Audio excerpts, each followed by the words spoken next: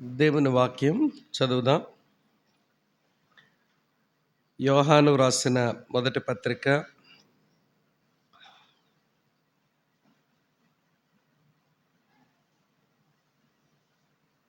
5వ అధ్యాయం 19వ వచనం. యోహాను రాసిన మొదటి పత్రిక 5వ అధ్యాయం 19వ వచనం. మనము దేవుని సంబంధులమనియు లోకమంతయు దుష్టుని యందు ఉన్నదనియు ఎరుగుదుము. మనము దేవుని సంబంధులమనియు లోకమంతయు దుష్టుని యందు ఉన్నదనియు ఎరుగుదుము. మరో స్థలములో మరి ఒక వచనం చదువుదాం. పేతురు రాసిన మొదటి పత్రిక మొదటి అధ్యాయం 18వ వచనం ఇలా ఉంది. పితృపారంపర్యమైన మీ వ్యర్థ ప్రవర్తనను విడిచిపెట్టినట్లుగా వెండి బంగారముల వంటి క్షయవస్తువుల చేత మీరు విమోచింపబడలేదు గాని అమూల్యమైన రక్తము చేత, అనగా నిర్దోషమును నిష్కలంకమునగు గొర్రెపిల్ల వంటి క్రీస్తు రక్తము చేత విమోచింపబడితేరని మీరు ఎరుగుదురు గదా. ప్రభు ఈ వచనాలు మన ధ్యానం కొరకు ఆశీర్వదించునుగాక. నిన్నటి దినము నుంచి ఈ స్థలములో ఎర్రబాలెం మందిర వార్షికోత్సవం సందర్భంగా జరుగుతున్న కూడికల్లో మనం చివరి కూడిక దగ్గర కూర్చున్నాం. ఇప్పటి వరకే దేవుడు తన దాసులను బలపరిచి ఎన్నో వాక్య తలంపులు మీ మీదకు విసిరాడు. అలాగే నా మీద కూడా కొన్ని మాటలు వచ్చాయి. మరి ఈరోజు నేను హాజరైన కారణం చేత ఏదేమైనా ప్రభు మనల్ని ప్రేమించి మనతో మాట్లాడుతున్న ఈ మంచి గడియల్లో వాక్యం శ్రద్ధగా విన్న వాక్యాన్ని మన జీవితాలకు అనువర్తనం చేసుకొని వాటిని అవలంబించడానికి మనం గట్టి తీర్మానాలు చేయటం అది మనకెంతైనా ఆశీర్వాదకరం. సరే, నేను వాక్యంలోకి వెళ్ళక మునుపు ఒక ప్రశ్న మిమ్మల్ని అడుగుతాను, జవాబు చెప్పండి. యేసు ప్రభువుకు శిష్యులు ఎంతమంది? యేసు ప్రభువుకు శిష్యులు ఎంతమంది?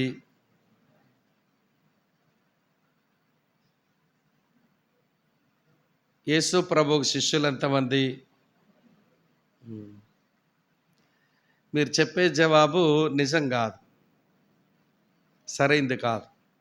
యేసు ప్రభు శిష్యులు ఎంతమంది అనే ప్రశ్నకు సరైన జవాబు నాకు తెలియదు.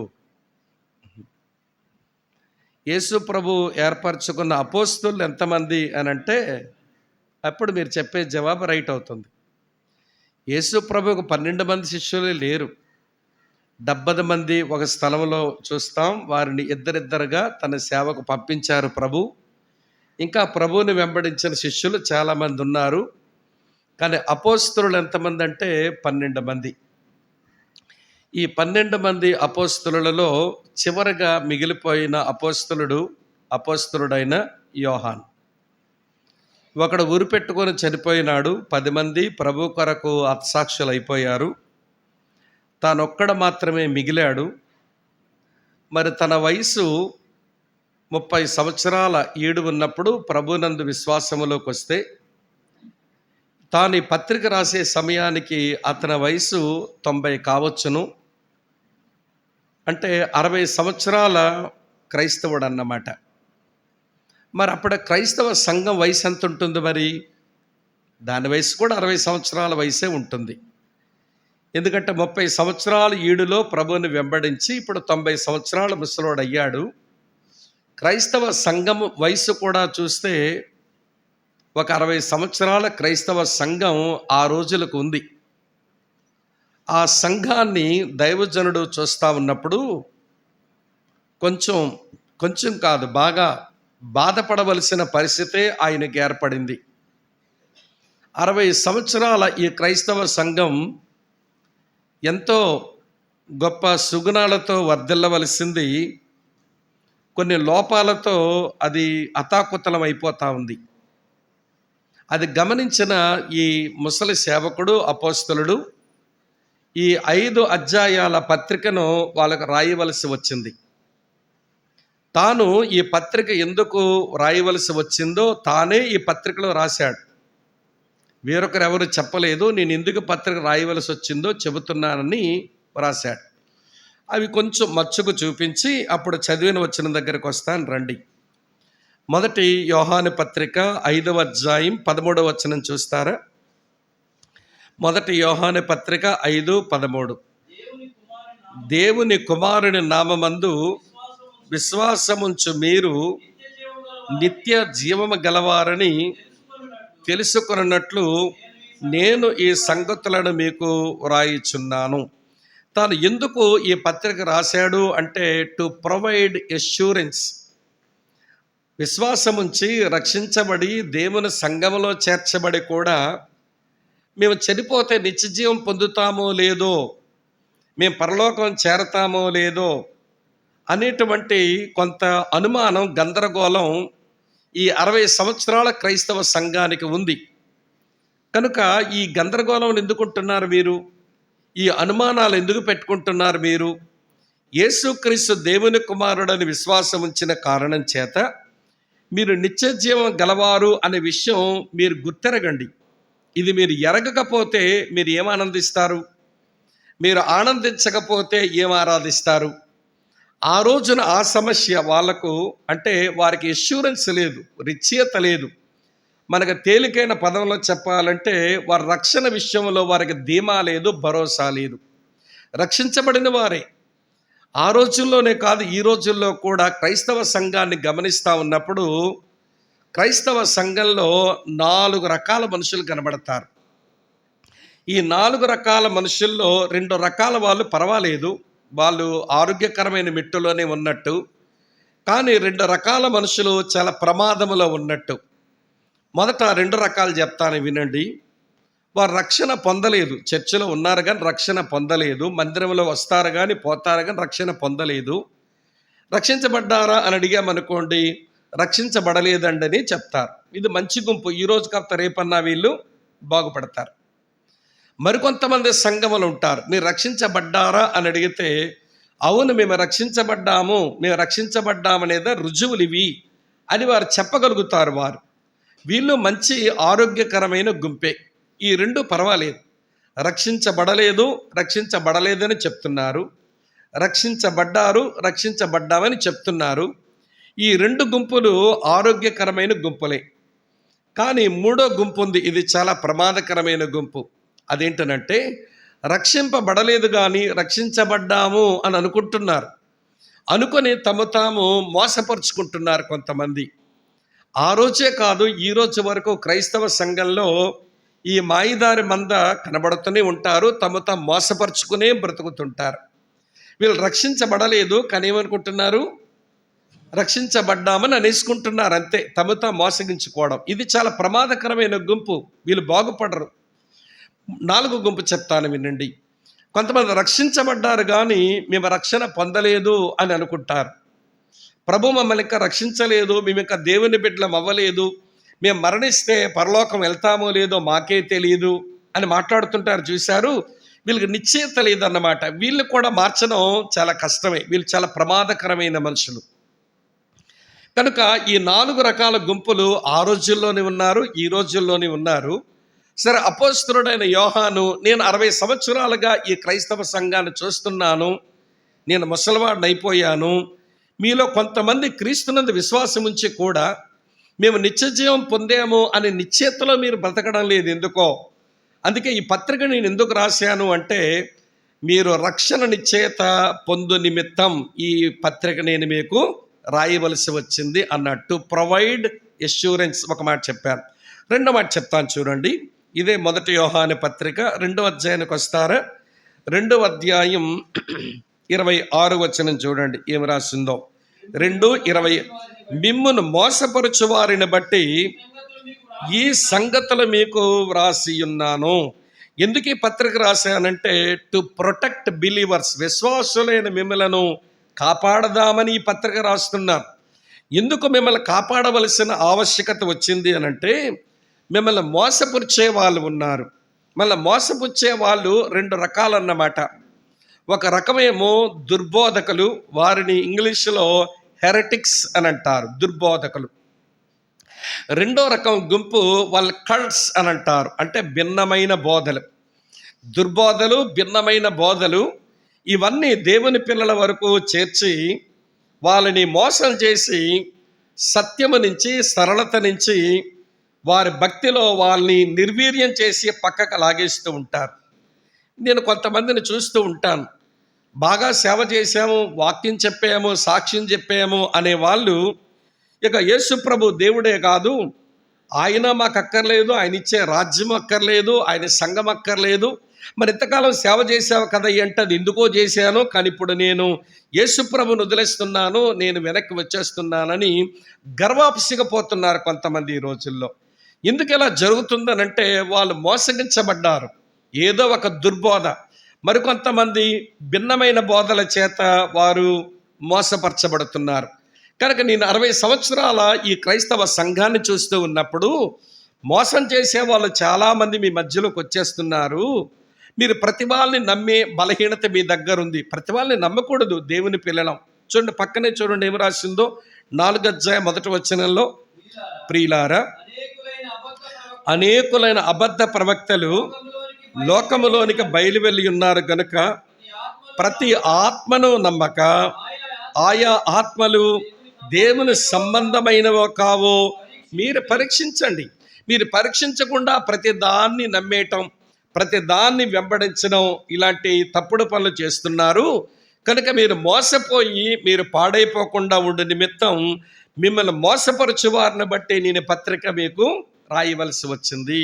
ఇది రెండో కారణం. మొదటి కారణం మీకు రక్షణ నిశ్చేత కలుగు నిమిత్తం, రెండవ కారణం మిమ్మల్ని కాపాడు నిమిత్తం నేను పత్రిక రాస్తున్నా. మూడో కారణం చూపిస్తాను చూడండి, ఇక్కడే రాసి ఉంది, 2వ అధ్యాయం 1వ వచనం చూడండి ఏమి రాసిందో. నా చిన్న పిల్లలారా, మీరు పాపము చెయ్యకుండుటకై ఈ సంగతులు మీకు రాయిచున్నాను. టు ప్రివెంట్ సిన్, మీరు పాపం చేయకుండా ఉండాలని రాస్తున్నాను ఈ పత్రిక. దేవుని పిల్లలం అయిన తర్వాత మనం పాపము లేనివారమని చెప్పుకోకూడదు, మన పాపం చెయ్యలేదని కూడా చెప్పుకోకూడదు. మీరు పైన కానీ చూస్తే 8వ వచనం 10వ వచనం చూడండి, మన పాపము లేనివారమని చెప్పుకుని ఎడల మళ్ళీ మనమే మోసపుచ్చుకున్న వారం అయిపోతాము అన్నాడు. మళ్ళీ 10వ వచనంలో మన పాపం చేయలేదని చెప్పుకున్న ఎడల దేవుణ్ణి అబద్ధికునిగా చేసిన వారం అయిపోతాము అని అన్నాడు. కనుక రక్షించబడ్డాం కానీ ఇంకా పాత లోకంలోనున్నాం. రక్షించబడ్డాక దేవుడు ఏదో కొత్త దీవులకు తీసుకెళ్ళి పెట్టలేదు, నిన్నేమి దేవదూతను చేయలేదు. నీవు పాత మనిషివే, నీ పాత శరీరమే నీకుంది, నీ చుట్టూ నీ పాత లోకమే ఉంది. నీ ప్రత్యర్థి, మనందరి ప్రత్యర్థి, దేవుని ప్రత్యర్థి అయిన సాతానుడు చురుగ్గా వాడు పనివాడు అలానే చేస్తున్నాడు. ఆ కారణం చేత పాపం చేసేటువంటి పరిస్థితులు మన జీవితంలో సంభవిస్తాయి. కానీ నేను పాపం చేయలేదు, నాలో పాపమే లేదు అని చెప్పి మనల్ని మనం మోసం చేసుకోవద్దు. కానీ పాపం చేయకుండా మనం జాగ్రత్త పడదాం. ఒకవేళ పాపం చేస్తే మన కొరకు విజ్ఞాపన చేయడానికి, మన కొరకు వాదించడానికి అక్కడ ఉత్తరవాది ఉన్నాడని గమనించి మీరు పాపం చేయకుండా ఉండినట్లు మీరు బ్రతకాలని నేను ఈ పత్రికను రాస్తున్నాను. టు ప్రివెంట్ సిన్, పాపమును ఆపు చేయడానికే నేను ఈ పత్రికను రాశాను. 3 వచ్చినాయి కదా, 4వ సంగతి చెప్తాను చూడండి. 1వ అధ్యాయం 4వ వచనం ఏమి రాసింది, మన సంతోషం పరిపూర్ణమౌటకై మేము ఈ సంగతులను వ్రాయిచున్నాము. మనందరి సంతోషము సంపూర్ణం కావాలని నేను ఈ సంగతులు రాస్తున్నాను. To promote Joy. ఎప్పుడంటే మన సంతోషం పరిపూర్ణమవుతుంది, మన ప్రభుతోనూ పరలోకమందున తండ్రితోనూ తోటి పరిశుద్ధులతో కూడాను సరైన సావాసమును మనం కలిగి ఉండి మన సంతోషాన్ని మనం పరిపూర్ణం చేసుకోవాలి. మీరు అట్లా సంఘ సావాసములుండి మీ సంతోషం సంపూర్ణం చేసుకుంటారు అని నేను పత్రిక మీకు రాయవలసి వచ్చింది. ఈ 4 ఇంకా కొన్ని కారణాలు చెప్పచ్చు. ప్రధానంగా ఈ 4 కారణాలు. మొదటి కారణం, మీకు రక్షణనిచ్చేత కలుగు నిమిత్తం. అందుకే రక్షించబడిన వాళ్ళకి తొలి రోజుల్లో మీరు ముందు 1 యోహాను పత్రిక అంతా చదివి అందులో దేవుని మూలంగా పుట్టినవారు అనే మాట తీసుకొని, ఆ దేవుని మూలంగా పుట్టిన వారికి ఏ గుర్తులు ఉంటాయని యోహాన్ రాశాడో అవన్నీ ఉన్నాయని ఒక దగ్గర కాగితం రాసి తీసుకురండి అంటాను నేను. అవన్నీ తీసుకొచ్చాక వాళ్ళతో మాట్లాడాక వాళ్ళకి నీటి బాప్తిసం ఇచ్చి సంఘంలో చేర్చుకుంటాం. ఎందుకనంటే రక్షించబడ్డావనంటే యేసుప్రభు నమ్మేవా? నమ్మాను. ఆయన నీ పాపాల కొరకు మరణించాడు, సమాధి చేయబడ్డాడు, తిరిగి లేచాడు, నమ్మేవా? నమ్మాను. ఆయన వస్తాడు అని విశ్వాసం ఉంచావా? విశ్వాసం ఉంచాను. కనుక ప్రియులారా, ఈ సహోదరుడి సాక్ష్యమును బట్టి, దేవుడు మాకు ఇచ్చిన అధికారమును బట్టి, తండ్రి యొక్క కుమారుని యొక్క పరిశుద్ధాత్మ నామంలోనికి బాప్తిసమిస్తున్నామని బుడుంగుమని ముంచితే, ముంచక మునిపే మేము పొడిపాపి, ముంచిన తర్వాత తడిపాపి. ఆ లోపలేం జరగల పని. ఇంట్లో అమ్మ చెప్పిందంట, ఒరే నువ్వు కానీ బాప్తిసం పొందామంటే తెల్ల ప్యాంటు తెల్ల చొక్కా కొనిస్తానందట. వీడు వచ్చేస్తాడు మన దగ్గరికి, బాప్తిసం ఇచ్చేయండి అని. మాకు విశాఖపట్నంలో ఒక ఆయన అట్లనే వాళ్ళ అమ్మందట, నీకు తెల్ల ప్యాంటు తెల్ల చొక్కా కొనిస్తానరా, బాప్తిసం తీసుకొని విపరీతంగా సతాయిస్తుంటే మొత్తానికి ఆయన బాప్తిసం తీసుకోవడానికి ముందుకొచ్చి బాప్తిసం తీసుకునే వాళ్ళ లైన్లో ఉన్నాడు. వాడికి చాలా బాగా గుక్కపెట్టి ఈత ఏదడం వచ్చంట. ఆయన పేరు జగ్గారావు గారు. ఎవడు గుక్కపెట్టి నీటిలో ఈత ఏదడం బాగా వచ్చనమాట ఆయనకు. సరే వీడు అనుకున్నాడట, అమ్మ బాప్తిసం పొందమంది, బట్టలు ఇస్తాను తరువాత విషయం, కానీ నేను గుక్కపెట్టి నేను ఎంతసేపు నీటిలో ఉండగలను చూపించి ఒక మంచి టైం వచ్చింది, ఇంతమంది చూస్తున్నారని ఆ బాప్తిసం ఇచ్చి ఆయన ఏమంటే తండ్రి యొక్క కుమారుని యొక్క పరిశుద్ధాత్మనామంలో బాప్తిసం ఇస్తున్నాను ముచ్చగానే ఆ చేతులు పీకేసుకుని వాడు కనబడ్డ మానేశాడు. ఇక బొడ్డు మీద ఉన్నటువంటి జనమంతా ఏమంటే బెంబేలు ఎత్తిపోతున్నా, ఏమైపోయాడు పిల్లాడని.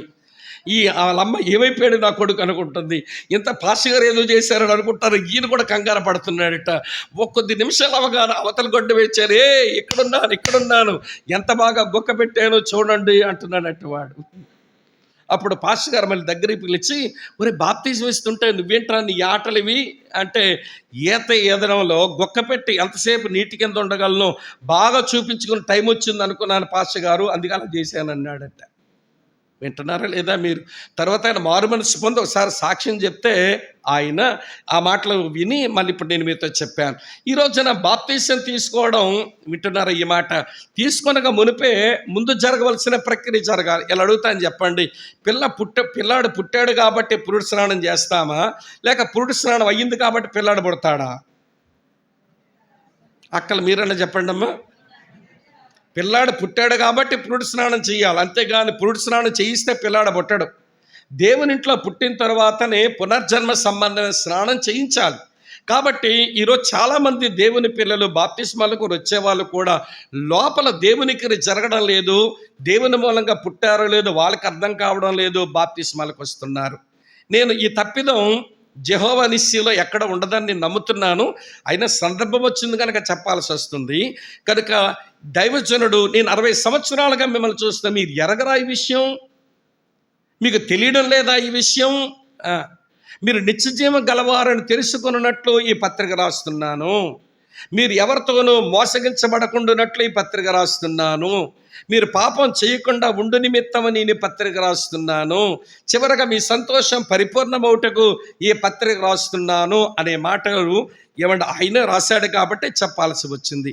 అటువంటి మంచి ఈ పత్రికలో మీరు టైం ఉన్నప్పుడు చదవండి, చాలా బాగుంటుంది ఈ పత్రిక. చివరకు వచ్చేసరికి మరోసారి అన్నమాట ఏంటనంటే, దేవుని యందు విశ్వాసం ఉంచే సంఘమందున్న మనం దేవుని సంబంధులమని మీరు ఎరగరా? లోకమంతయు దుష్టుని యందు ఉంది, మనము దేవుని సంబంధులు, మన దేవునిలో ఉన్నాము. లోకము దుష్టుని యందు ఉంది, మనము దేవుని యందు ఉన్నాము, మన దేవుని సంబంధులమని ఎరుగుదాం. వినండి. ఎర్రబాలెం స్థానిక సంఘం మీరు గమనించవలసిన విషయం ఏంటనంటే, యోహాను భూమి మీద ఉన్న మనుషుల్ని రెండు మొక్కలు చేశాడు. ఒకటి దేవుని సంబంధులు, రెండవ దుష్టుని సంబంధులు. కొంచెం దాన్ని పారాఫ్రైజ్ చేస్తే, పలచం చేసి మాట్లాడవలసి వస్తే, ఒకటి దేవుని సంబంధులు, మరి ఒకటి లోక సంబంధులు, అంతే. ఈ కంపారిజన్, ఈ తారతమ్యాన్ని సులువుగా మనం అర్థం చేసుకోవచ్చు. చెప్తాను వినండి. లోక సంబంధులు బ్రతికేది కనబడుతున్న వాటి గురించి, దృశ్యమైన వాటి కొరకే బ్రతుకుతారు. కానీ దేవుని సంబంధులేమో అదృశ్యమైన వాటి కొరకు బ్రతుకుతారు అంతే. లోక సంబంధులు వింటున్నారా? లోక సంబంధులు తాత్కాలికమైన వాటి కొరకు బ్రతుకుతారు. దేవుని సంబంధులు చెప్పండి, శాశ్వతమైన వాటి కొరకు బ్రతుకుతారు. లోక సంబంధులు క్షయమైపోయే వాటి కొరకు బ్రతుకుతారు. దేవుని సంబంధులు అక్షయమైన వాటి కొరకు బ్రతుకుతారు. మీరు దేవుని సంబంధులు కాబట్టి, అమ్మ వింటున్నారా ఈ మాట? మీరు దేవుని సంబంధులు కాబట్టి అదృశ్యమైన వాటి కొరకు, శాశ్వతమైన వాటి కొరకు, అక్షయమైన వాటి కొరకే మీరు బ్రతకాలి అనేది చెప్పి ఈ పత్రికను తాను ముగించినాడు.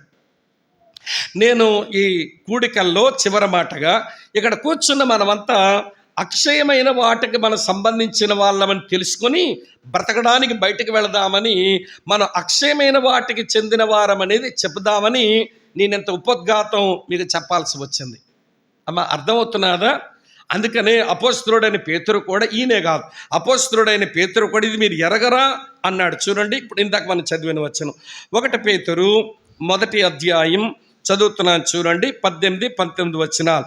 పితృ పారంపర్యమైన మీ వ్యర్థ ప్రవర్తన విడిచిపెట్టినట్లుగా వెండి బంగారముల వంటి క్షయ వస్తువుల చేత మీరు విమోచింపబడలేదుగా. మనం విమోచించబడింది క్షయ వస్తువుల చేత కాదు, మనం క్షయమైన వాటి కొరకు సంబంధించిన వాళ్ళం కాదు, మనమంతా అక్షయతకు సంబంధించిన వాళ్ళము. చూడండి అంటాడు, అమూల్యమైన రక్తము చేత అనగా నిర్దోషము నిష్కలంకమైన గొర్రెపిల్ల వంటి క్రీస్తు రక్తము చేత విమోచించబడ్డారని మీరు ఎరగరా? వినండి, క్రైస్తవ భక్తి 3 మంచి పదాల మీద ఆధారపడి ఉంటుంది. అమ్మ వింటున్నారా? 3 మంచి పదాలు. మొదటి పదం ఎరుగుట, రెండో పదం ఎంచుకొనుట, మూడో పదం అప్పగించుకొనుట. ఈ మూడింట్లో ఏది రాకపోయినా మన ఆధ్యాత్మిక జీవితం అంత హెల్దీగా ఉండదు, అంత క్షేమంగా ఉండదు, ఆరోగ్యంగా ఉండదు. ఎంచుకొనవలసిన వాటిని ఎంచుకోవాలా, దానికంటే ముందు ఎరగవలసిన వాటిని ఎరగాలి, దాని తర్వాత అప్పగించుకోవలసిన దానికి మనం అప్పగించుకోవాలి. ఈ 3 పదాల మీద ఒక అధ్యాయమే పౌలు రాశాడు, అదే రోమాపత్రిక 6వ అధ్యాయం. ఎరగవలసింది మీరు ఎరగండి, ఎంచుకొనవలసిన దాన్ని ఎంచుకోండి, అప్పగించుకోవలసిన దానికే మీరు మీరు ఇంటికి వెళ్ళి చదవండి. రోమాపత్రిక 6వ అధ్యాయంలో ఎరుగరా, ఇవ్వండి, ఎరగండి, తర్వాత ఎంచుకోండి, తర్వాత అప్పగించుకోండి అన్న మాటలు స్పష్టంగా మీకు కనబడతాయి. దాంట్లో వచ్చి మీరు కొన్ని పాఠాలు నేర్చుకోవచ్చు. సరే, నేను ఈ సాయంత్రం మీతో చెప్పబోతున్న విషయం ఏంటనంటే, మనము దేవుని సంబంధులం, మనం అదృశ్యమైన వాటి కొరకు బ్రతికే వాళ్ళం, మన శాశ్వతమైన వాటి కొరకు జీవించే వాళ్ళం, మనం జీవించేది అక్షయమైన వాటితో సంబంధం ఉండి బ్రతికే వాళ్ళం. మనము లోక సంబంధులము కాదు, దుష్టుల సంబంధం కాదు, మన క్షయమైపోయే వాటితో సంబంధం ఉన్న మనుషులం కాదు, మన అక్షయతతో సంబంధం ఉన్న మనుషులం. We're connected with incorruptible things. అక్షయమైన వాటితో మనం సంబంధం పెట్టబడిన మనుషులం కనుక మన దేవుని సంబంధం ఇది మీరు ఎరగండి. ఎరగకపోతే ఎంచుకోలేరు, ఎంచుకోకపోతే అప్పగించుకోవలసిన దానికి మీరు అప్పగించుకోను లేరు. కాబట్టి నేను కొన్ని అక్షయమైన విషయాలు మీకు జ్ఞాపకం చేస్తాను. ఇదేనా మన అనుభవం అనేది నేను చెబుతూ ఉండగా మీరు ఆలోచించాలని నేను మీకు మనవి చేస్తున్నా. నెంబర్ 1, రోమీలకు రాసిన పత్రిక 1వ అధ్యాయం చూడండి. రోమీలకు రాసిన పత్రిక 1వ అధ్యాయం చదువుతున్నాను, వినండి ప్రియులారా. 23వ వచనం ఇలా రాసి ఉంది, వారు అక్షయుడగు దేవుని మహిమను క్షయమగు మనుషుల యొక్కయు, పక్షుల యొక్కయు, చతుష్పాద జంతువుల యొక్కయు, పురుగుల యొక్కయు ప్రతిమా స్వరూపముగా మార్చిరి అని రాసి ఉంది. వారు అంటే లోక సంబంధులు, దుష్టుని సంబంధులు. దేవుణ్ణి ఎట్లా చేసినారంట? ఏమండి, దేవుని ఎట్లా చేశారంట? దేవుడు అక్షయుడు, కానీ ఆయనకు క్షయమైపోయే రూపాలు ఇచ్చారంట. ఏమి రూపాలు ఇచ్చారు? మనిషి రూపం ఇచ్చారు, 4 కాళ్ళ జంతువు రూపం ఇచ్చారు, ప్రాకే పురుగు రూపం ఇచ్చారు, ఎగిరే పక్షి రూపం ఇచ్చారు. దేవుడు అక్షయుడు. ఇక్కడ కూర్చున్న మనమంతా దేవుని సంబంధులం. ఎవరు నమ్ముకున్నాం మనం అంటే అక్షయుడైన దేవుని నమ్ముకున్నాం. ఒక మనుషాకారములు ఉన్నవాడిని కాదు, ఒక యుద్ధాకారములు ఉన్నవాడిని కాదు, ఒక గ్రద్ధాకారములు ఉన్నవాడిని కాదు, లేకపోతే పామాకారములు ఉన్న వ్యక్తిని కాదు. మేము నమ్మింది అక్షయుడు, ఆయన ఆత్మస్వరూపైన దేవుడు, అక్షయుడైన దేవుని నమ్మాం. దేవుడు వింటున్నారా ఈ మాట? అసలు సృష్టికర్తనే నన్ను వీళ్ళు విడిచిపెట్టి ఈ సృష్టిలో ఉన్న ఆకారాలు నాకిచ్చి వాటిని మనుషులు ఆరాధిస్తున్నారని దేవునికి భలే కోపం వచ్చింది. ఆ కోపానికి ఆయన చేసిన పని పౌలకు 3 వచనాల్లో రాశాడు. చూపించి ముందుకెళ్తాను చూడండి. 24 వచనంలో ఏమన్నాడు? ఈ హేతు తమ్ముడు ఏ హేతువు చేత అన్వేష్, ఈ హేతువు చేత, ఏ హేతువు చేత నేను అక్షయుడును, నా రూపాన్ని క్షయమైపోయే రూపాలు ఇచ్చి వీరు నన్ను ఆరాధిస్తున్న కారణం చేత తమ హృదయముల దురాశను అనుసరించి తమ శరీరముల పరస్పరం అవమానపరుచుకున్నట్లు ఇక్కడి నుంచి అండర్లైన్ చేయండి. దేవుడు వారిని అపవిత్రతకు అప్పగించెను. ఎందుకని? మారతారేమో, పాడు బతుకు వదిలేసే పాడు బతుకు అనుకుని నొచ్చుకున్న తిరుగుతారనుకున్నాడు దేవుడు. వీళ్ళు తిరగకుండా అపిత్రతలోనే కొనసాగితేను. చూడండి 26వ వచనంలో ఏం చేశాడు? అందువలన దేవుడు తుచ్చమైన అభిలాషలకు, ఇది అండర్లైన్ చేయండి, అప్పగించెను. తుచ్చమైన అభిలాషలు అంటే స్వాభావిక విరుద్ధమైన పాపాలు, సొడమైట్ సిన్స్ అని అంటారు. వాటిని సదమ పాపాలు అంటారు. ఏమిటి సదమ పాపాలంటే? మగవాడితో స్వాభావిక విరుద్ధమైన పాపం చేయటం, వారిని హోమోసెక్సువల్స్ అని అంటారు. ఒక ఆడపిల్ల మరో ఆడపిల్లతో స్వాభావిక విరుద్ధమైన పాపం చేయడం, దాన్ని లెస్బినిజం అని అంటారు. మనుషులు ఈ రోజున అట్లనే పశువుల కంటే హీనంగా తయారవుతున్నారు మనుషులు. ఏమిట్లా అయినారంటే దేవుడు అపవిత్రతకు అప్పగించిన మారలేదు. ఇప్పుడు తుచ్చమైన కోరికలుగా వారిని వదిలేసినాడు. అప్పుడే పశువులు కూడా ఇలా ప్రవర్తించవే, మేమేంటి ఇలా ప్రవర్తిస్తున్నామని నొచ్చుకుంటారేమనుకుంటే, నొచ్చుకోకుండా ఉంటే మరికొంచెం దిగజారుడి స్థితికి దేవుడే వదిలేస్తున్నట్ట. చూడండి 28వ వచనంలో ఏమి రాసిందో? మరియు వారు తమ మనసులో దేవునికి చోటియ్యనొల్లకపోయిరు గనుక చెయ్యరాని కార్యములు చేయుటకు, చెప్పండి, దేవుడు భ్రష్ట మనసుకు వారిని అప్పగించెను. ఎవరికి సంభవించేవి? అక్షయుడైనటువంటి ఆ దేవునికి క్షయమైపోయే రూపాలు ఇచ్చి దేవుని అవమానపరిచి, వింటున్నారా లేదా? ఎవడు సృష్టికర్తగా బదులుగా సృష్టాన్ని పూజించే మనుషులకు సంభవించే దుర్గతి అది. దేవునికి భలే కోపం వస్తుందండి. అతని యొక్క మహిమా స్వరూపాన్ని ఎలాంటి వాటిగా మార్చడం దేవుడు తట్టుకోలేనటువంటి కోపం అది. దీన్నే ప్రజెంట్ ర్యాత్ అన్నాడు పౌలు. వర్తమాన కాలపు దేవుని కోపం అన్నాడు. చూడండి 18వ వచనంలో రాసింది. 1:18 దుర్నీతి చేత సత్యమును అడ్డగించు మనుషుల యొక్క సమస్త భక్తిహీనత మీదను దుర్నీతి మీదను దేవుని కోపం పరలోకము నుంచి, చెప్పండి, బయలుపరచబడిపోయిందా, బయలుపరచబడునా, బయలుపరచబడుచున్నదా? అమ్మా ఏంట్రా తల్లి? బయలుపరచబడుచున్నది. ప్రజెంట్ ర్యాత్. వర్తమాన కాలములో దేవుని యొద్ద నుంచి మనుషుల మీదకు వచ్చిన దేవుని కోపం ఇది. ఎందుకంత దేవుని కోపం అంటే తన యొక్క మహిమా స్వరూపాన్ని ఈ మనుషులు, వింటున్నారా, క్షయమైపోయే రూపాలు నాకిచ్చి నన్ను అవమానపరుస్తున్నారు ఈ మనుషులు. దేవునికి అంత కోపం. దేవుని కోపం ఎందుకు నాకు బాగా అర్థమవుతుందంటే, నా మీద ఒక ఆయన కోపం వచ్చింది ఒకసారి. ఎందుకు వచ్చింది చెప్తాను వినండి. మా మ్యాథ్స్ లెక్చరర్ ఒక ఆయన, లెక్కలు బాగానే చెప్తారులేండి. ఆయనంటే సబ్జెక్ట్ని బట్టి ఇష్టమే కానీ ఆయన ముఖంలో నవ్విప్పుడు కనబడదండి. అది ఏంటో కానీ మాయిదారి ముఖం. ఏమంటే ఇలా చూస్తూ ఉంటాడు ఎప్పుడు. అతను మాట్లాడాలంటే బాధ వేస్తుంది. కానీ లెక్కలు బాగా చెప్తారు మన మాస్టర్. సరే ఫస్ట్ పీరియడ్ అయిందే, ఆయన రావడం కొంచెం ఆలస్యం అయింది. ఏం చేస్తాం, ఖాళీగా కూర్చొని తోకలే తక్కువ కానీ మేము కోతులు గట్టి ఎక్కువేగా చదువుకున్న రోజుల్లో. కనుక నేను లేచి శుద్ధమ్మగా తీసి బోర్డు మీద మా మేషార్ బొమ్మ వేసా. చాలా బాగా వేసాను బొమ్మ, అందులో ఏం అనుమానమే లేదు. బొమ్మ వరకేసి వదిలేసి ఉంటే తంటా లేకపోను, కానీ కిందనేం రాశానంటే దుంప ముఖం యుగంధర్ రాశా. ఈలోకి ఎవడో సార్ వచ్చేస్తున్నాడు అన్నాడు. గబగబా శుద్ధమొక్క వదిలేసి వచ్చి దిగాను. చెరిపేయచ్చుగా, బుద్ధి లేనివ్వండి, చెరపల వదిలేశాను. కూర్చున్నాను. ఆయన వచ్చారు, మ్యాథ్స్ టీచర్ కదా, ముందేమో అటెండెన్స్ తీసుకున్నాడు. అటెండెన్స్ తీసుకునే వరకు ఏం ఇబ్బంది లేదు. లెక్కలు చెప్పడానికి బోర్డు వైపు తిరిగేసరికి ఆయన బొమ్మ ఉంది. చూసి సంబరపడాలిగా, ఎంత బాగా వేసాడు ఎవడో కానీ అని నేనే వేశాడు. సంబరపడవచ్చు కదా నన్ను బట్టి. ఆయన వేసిన బొమ్మను బట్టి సంబరపడలేదు, కానీ కింద రాశానే దానికి ఒళ్ళుబండింది ఆయన్ని. ఏంటి రాశాను కిందని? దుంప ముఖం యుగంధర్. ఎవడ్రా వేశాడు ఇది అన్నాడు. ఎవడు చెప్పడు. ఎందుకంటే నేను మా కాలేజీ స్పోర్ట్స్ సెక్రటరీ. నా వెనకాల తోకలేని కూతురు బోల్డ్ అని ఉంటాయి అల్లరి చేయడానికి.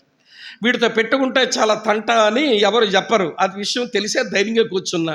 మాస్టర్ ఇట్లా డస్టర్ పట్టుకొని చేత్తో ఆ ఫ్రంట్ బెంచ్ ఉన్న వాడికి పాట్మని కొట్టగానే, సార్ నేను కాదు సార్ స్వామి అన్నాడు. ఆడు కోపం వచ్చాడు.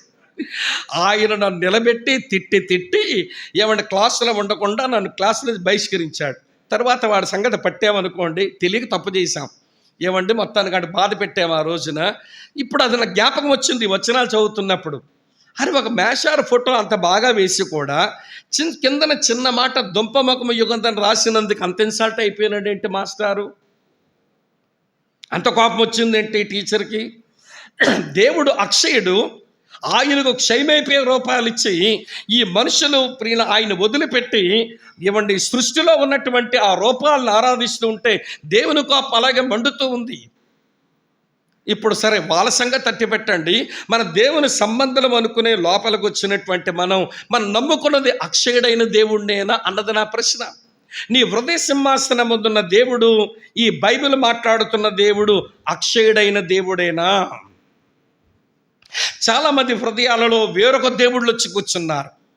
ఒక 3 మాటల మీతో చెప్పన, మీరు అధికంగా ప్రేమించేది ఏదైనా, మీరు అధికంగా భయపడుతున్నది ఏదైనా, మీరు అధికంగా లోబడుతున్నది ఏదైనా, అదే మీ దేవుడు. అంతే, గుర్తుపెట్టుకోండి.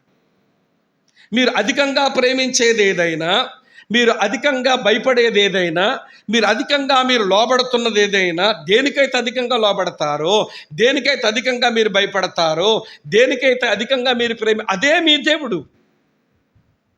ఈ రోజున ప్రియమైన సోదరి స్నేహితులారా, ఈరోజు దేవుని పిల్లలం, మేము దేవుని సంబంధం అంటున్నాం, కానీ మన హృదయ సింహాసనం మీద అక్షయుడైన దేవుడు లేడు.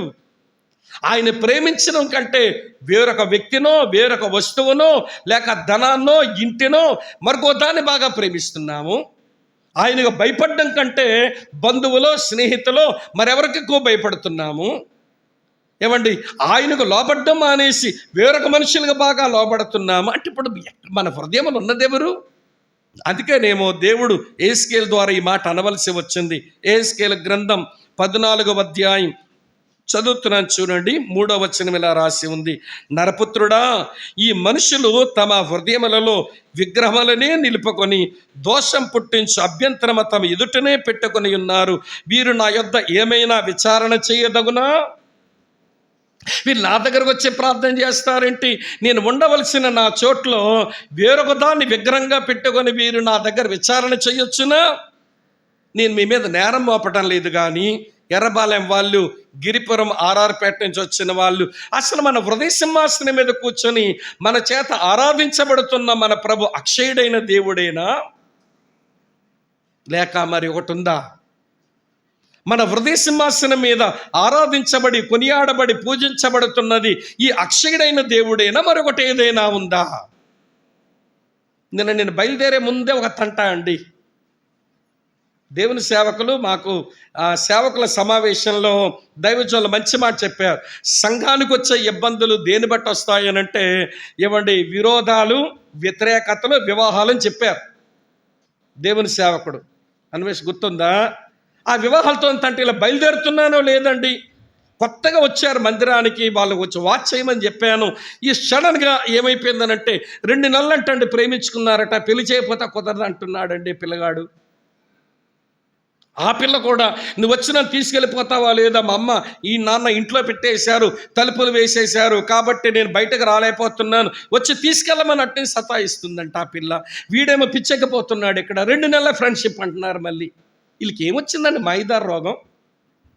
దేవుని నమ్మానంటున్నారు, ప్రభుని వెంబడిస్తున్నామంటున్నారు. వాళ్ళ హృదయాల్లో మరి ఒక ప్రేమికుడు, వాళ్ళ హృదయంలో మరొక ప్రేమికురాలు.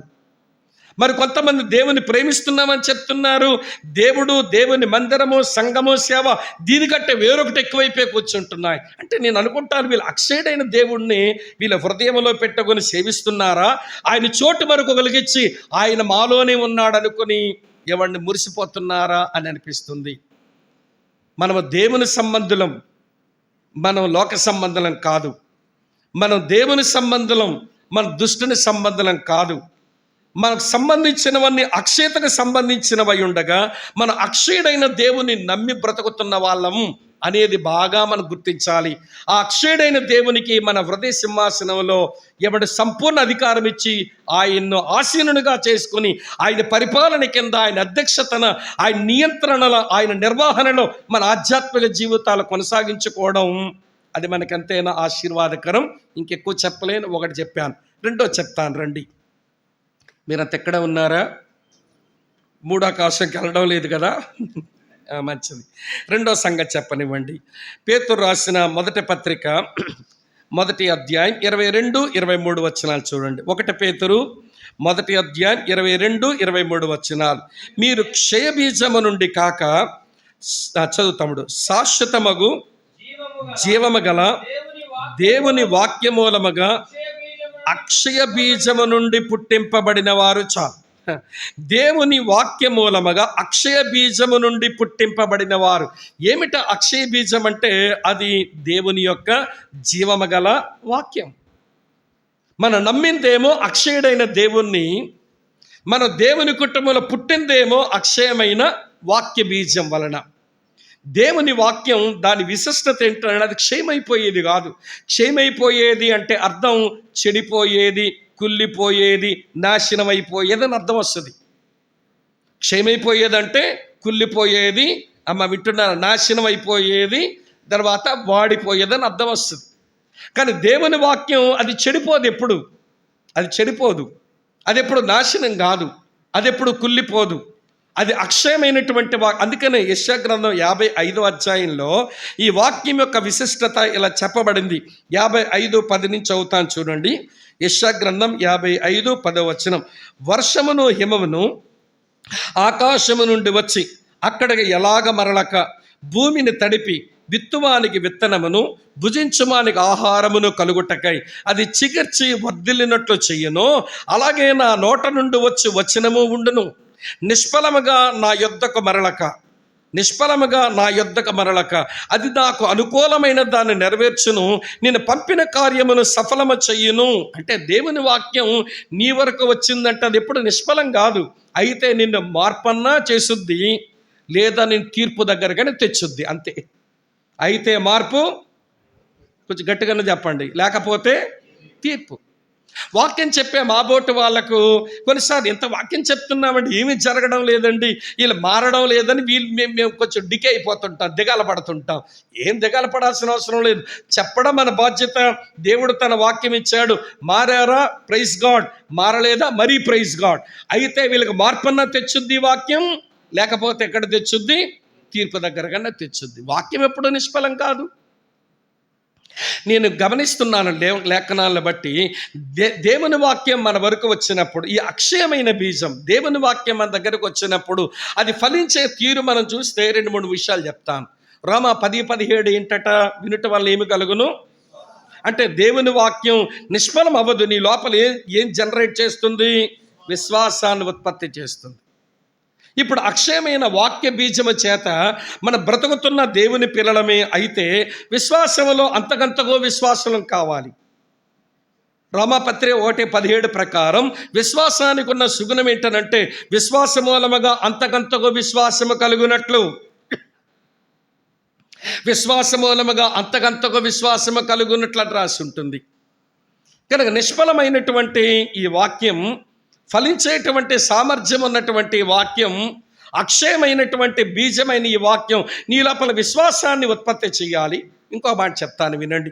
119వ కీర్తనలో ఇలా రాసి ఉంటుంది, నీ ధర్మశాస్త్రమును ప్రేమించు వారికి ఎంతో నెమ్మది కలదు, వారి తూలి తొట్టెలుటకు కారణమేమీ లేదు అన్నాడు. 119, 165లో. అంటే దేవుని వాక్యం అక్షయమైన బీజము చేత పుట్టబడిన వారు ఆ వాక్యమును వింటూ ఉంటుండగా వారు ఏమవుతారంటే వారు స్టేబుల్ అయిపోతారండి, స్థిరులైపోతారండి. కొంతమంది దేవుని దగ్గరకు వచ్చుతారు కానీ స్థిరులు కాదు. ఈ గాలి వీస్తే ఇటొంగుతారు, ఎక్కడ ఉన్నారా లేదా మీరు? ఇటువైపు నుంచి గాలి వీస్తే ఇటొంగుతారు. స్టేబుల్గా ఉండరు. ఏమండి, ఒక స్థానిక సంఘములో ఒక సేవకుని పర్యవేక్షణలో తోటి పరిశుద్ధుల యొక్క సావాసంలో స్థిరముగా ఉండి అంచెలంచెలుగా ఎదుగుతూ ఇటు దేవుని పరిచర్యకు ఏమంటే ప్రయోజకులుగా మారి మెట్టెందుకు రావడం లేదు అంటే స్థిరుడు కాదండి, వదిలేండి ఆయన గురించి అనే మాట కొంతమంది గురించి చెప్పాల్సి వస్తుంటుంది. కారణం ఏంటంటే అక్షయమైన వాక్య బీజం లోపల పనిచేయటం లేదు. పనిచేయడానికి తను అప్పగించుకోలేకపోతున్నాడు ఆ సహోదరుడు. అమ్మ, అర్థమవుతుంది నేను చెప్పే మాట. అక్షయమైన వాక్య బీజం వల్ల పుట్టిన వాళ్ళం కాబట్టి ఆ వాక్య బీజాన్ని ఉపయోగించుకున్న మనుషులం అయితే విశ్వాసములో అభివృద్ధి, స్థిరత్వం. ఇంకో మాట చెప్తాను, 19వ కీర్తనలు ఉంటుంది కదా, ఈ వాక్యం ఏం చేస్తుందంట, 7వ వచనం ఒక్కటి చాలు, ఇందులో 2 తలంపులు ఉన్నాయి. యెహోవా నియమించిన ధర్మశాస్త్రం యథార్థమైనది, అది ప్రాణమును ఏమి చెయ్యను, తెప్పరిల్ల చెయ్యను. యెహోవా శాసనం నమ్మదగినది, అది బుద్ధిహీనునికి ఏం పుట్టించును, కనబడలేదా మీకు, జ్ఞానం పుట్టించును. 19వ కీర్తన 7వ వచనం. చాలాసార్లు దేవుని పిల్లలంగా మన జీవితాలు చాలా కృంగిపోయి ఉంటాయి. దేవుని వాక్యం అది ఒక నీటి లాంటిది, అది పైనుంచి కురిసేటువంటి వర్షము లాంటిది అంటాడు మోషే. మీరు ద్వితోపదేశకాండం 32 గాని చూస్తే ఆ వాక్యం వర్షముతోనూ హిమముతోనూ పోలుస్తాడు. అది పడితే ఎలాగ తెప్పరిల్లిపోతాయో ఎండిపోయినవన్నీ, అలాగే మన జీవితాలు తెప్పరలు చేయబడుతూ ఉండాలి. అన్ని పరిస్థితులు ఎప్పుడు మనకు అనుకూలంగా ఉండవు కదా. ఈ భూమి మీద దేవుని పిల్లలుగా బ్రతుకుతున్నప్పుడు ఎన్నో ఛాలెంజెస్ మనం ఎదుర్కోవాల్సి ఉంటుంది. అలాంటి పరిస్థితుల్లో కృంగిపోతుంటాం. ఈ దేవుని వాక్యమే తెప్పరలు చేసేది, ఈ దేవుని వాక్యమే తెప్పరలు చేసేది. మనమంతా బుద్ధిహీనులమే, కానీ దేవుని వాక్యమే మనకు జ్ఞానాన్ని కలిగించేది. మరి ఆ జ్ఞానాన్ని సంపాదించుకుంటూ తెప్పరల చేయబడుతూ విశ్వాసముల అభివృద్ధి పొందుతూ స్థిరమైన జీవితం కలిగి ఉంటే అక్షయమైన బీజముతో బ్రతుకుతున్న వాళ్ళమని చెప్పొచ్చు అన్నమాట. నేను నెపమోపుతున్నాను, నేరమోపుతున్నాను అనుకోకపోతే విశ్వాసములో ఎప్పుడు అరకొర జీవితమే. అరకొర అంటే మీకు తెలుసా? ఏంటి అలా చూస్తున్నారు? అరకొర అంటే తెలియదా? సరే చెప్తాను వినండి. అరకొర అంటే రుమాలకు ఎక్కువ, తువ్వాలకు తక్కువ, అంటే చాలీ చాలనని. ఏమంటే కృష్ణా జిల్లా భాషలో చాలీ చాలని, ఏమండి శ్రీకాకుళం భాషలో రుమాలకు ఎక్కువ, తువ్వాలకు తక్కువ. ఎందుకు పనికిరాది గుడ్డ, మసిగుడ్డగా వాడుకోవచ్చు. ఆమె అర్థమవుతుంది. కొంతమంది విశ్వాసం అరకొర విశ్వాసం, సంవత్సరాలుగా దేవుని సంఘంతో ఉంటారు, సేవకుల యొక్క వాక్య పరిచర్య పొందుతుంటారు, విశ్వాసముల అభివృద్ధి రాదు, దేవుల్లో స్థిరమైన జీవితం రావడం లేదు. సోదరి వింటున్నారా? ఎవడు తెప్పరలు చేయబడుతూ ఆనందంగా కొన్ని ముఖాలు చూస్తూ ఉంటే ఎన్నో సంవత్సరాల నుంచి జబ్బు పెట్టిన ముఖాల్లాగా అవి సోల ముఖాలు వేసుకొని కనబడుతుంటారు, సొరకాయ ముఖాలు వేసుకొని. అరే దేవుని పిల్లలు ఏమండి, వస్తే రాని కష్టాలు, వస్తే రాని ఇబ్బందులు, ప్రభువులు ఆనందంగా ఉండాలి మేము అనేది అసలు వాళ్ళ యొక్క ఏమండి హావభావాలు ఎక్కడ ఆనందమే కనబడదండి. మా దగ్గర ఒక మహాతల్లి ఉంటుంది, సుధాకర్ అనేది తెలుసు. ఆవిడకు వచ్చిన తిప్పలు చెప్పుకోవాలంటే ఏమండి అడుగడుగునా ఇబ్బందులు ఆమె జీవితంలో. ఎప్పుడు నవ్వుతూనే ఉంటే, ఒక ఆయన కోర్టులో పనిచేసే ఒక బ్రదర్ ఉన్నాడు మా దగ్గర. అక్క నువ్వు ఎలా బతుకున్నావు అక్క, ఎప్పుడు చచ్చిపోయావు అనుకున్నా, నువ్వు ఎప్పుడో చచ్చిపోవలసిందాను ఒక ఎలా బతుకున్నావు అక్క నువ్వు, నీకు వచ్చే కష్టాలంటే ఆవిడ అంది పట్టుకొని, ఇది బతికిస్తే, ఇది లేకపోతే ఎప్పుడో చచ్చి ఉండేదాన్ని నేను. దేవుని పిల్లలారా వినండి, నీవు అక్షయమైన బీజముతోనే పుట్టి ఆ బీజముతోనే పెరుగుతున్న మనిషివా అన్నది రెండో ప్రశ్న. ఇంతకంటే ఎక్కువ చెప్పలేం, సమయం ఎన్ని వచ్చినాయి ఇప్పుడు మనకు? 2 వచ్చినాయి. 3వ చెప్తాను రండి. అక్షయుడైన దేవుణ్ణి నమ్మాము, అక్షయమైన వాక్య బీజముతో పుట్టాము. 3వ చెప్తాను రండి. ఇలా రాసి ఉంది ఎఫెసీయులకు రాసిన పత్రిక 6వ అధ్యాయం. ప్రియులారా, నాకు కొంచెం చెప్పడానికే బాధేస్తుంది, భయం వేస్తుంది కూడా. ఎందుకంటే ఇది ఎక్కలేనంత ఎత్తుగా ఉండే అనుభవం అనిపిస్తుంది నాకు. ఎఫెసీ పత్రిక 6వ అధ్యాయం 24వ వచనం చూడండి ఏం రాసిందో. మన ప్రభు అయిన యేసు క్రీస్తును శాశ్వతమైన ప్రేమతో ప్రేమించు వారందరికీ కృప కలుగునుగాక. దేవుడు శాశ్వతమైన ప్రేమతో ప్రేమిస్తున్నాడని చదవడం భలే టేస్టీగా ఉంది ఆ వచనం. చదివాక చాలాసార్లు ప్రార్థన చేసినప్పుడు కూడా శాశ్వతమైన ప్రేమతో మమ్మల్ని ప్రేమించచ్చు, వీడు ఒక మా ఎడల కృప చూపుతున్న సర్వ కృపానిధిగు తండ్రి నీకు వందనాలు, నీ ప్రేమకే కృతజ్ఞతలని చెప్తాము. అక్కడ అది బాగుంది. నిజమే, దేవుడు శాశ్వతమైన ప్రేమతోనే మనల్ని ప్రేమించు దేవుడు అనే మాట ముమ్మాటికి నిజం.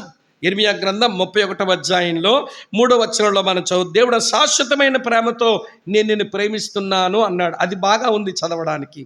కానీ ఇదేం పౌలన్న ఇట్లా రాసినాడు, ఎఫెసీ పత్రిక 6:24లో మీరు ప్రభువును ప్రేమించే ప్రేమ శాశ్వతమైన ప్రేమ ఉండాలట. మన ప్రభు అయిన యేసుక్రీస్తును శాశ్వతమైన ప్రేమతో ప్రేమించు వారందరికీ కృప కలుగునుగా కంటున్నాడు. అంటే నువ్వు దేవుని ప్రేమించవలసిన నీ ప్రేమ అది అక్షయమైన ప్రేమతో యేసును ప్రేమించవలసిన మనుషులం అన్నమాట ఇక్కడ కూర్చున్నది. దేవుని సంబంధులం. అమ్మ వింటున్నారా? అదృశ్యమైన వాటి కొరకు బ్రతుకుతున్న వాళ్ళం, శాశ్వతమైన వాటి కొరకు ఎదురు చూస్తున్న వాళ్ళం, దేవుని మందిరంలో దేవుని సంఘములో సభ్యులైన వారం మన అక్షయమైన ప్రేమతో దేవుని ప్రేమించబద్దులం. ఉదయం అన్న పాట పాడినప్పుడు నా మనసులో మళ్ళీ ఆపి ప్రశ్న వేసి మళ్ళీ రెండోసారి ఒక చరణం పాడించారు. గుర్తుందా? నీవు మొదటి ప్రేమను వదిలితేవని నీ మీద నేనొక నేరం మోపవలసి ఉంది అనే మాట దేవుని యొద్ద నుంచి వినలేని మనుషులను ఇక్కడ మనం కూర్చున్నామా అనే ప్రశ్నకు ఏమిస్తామని జవాబు?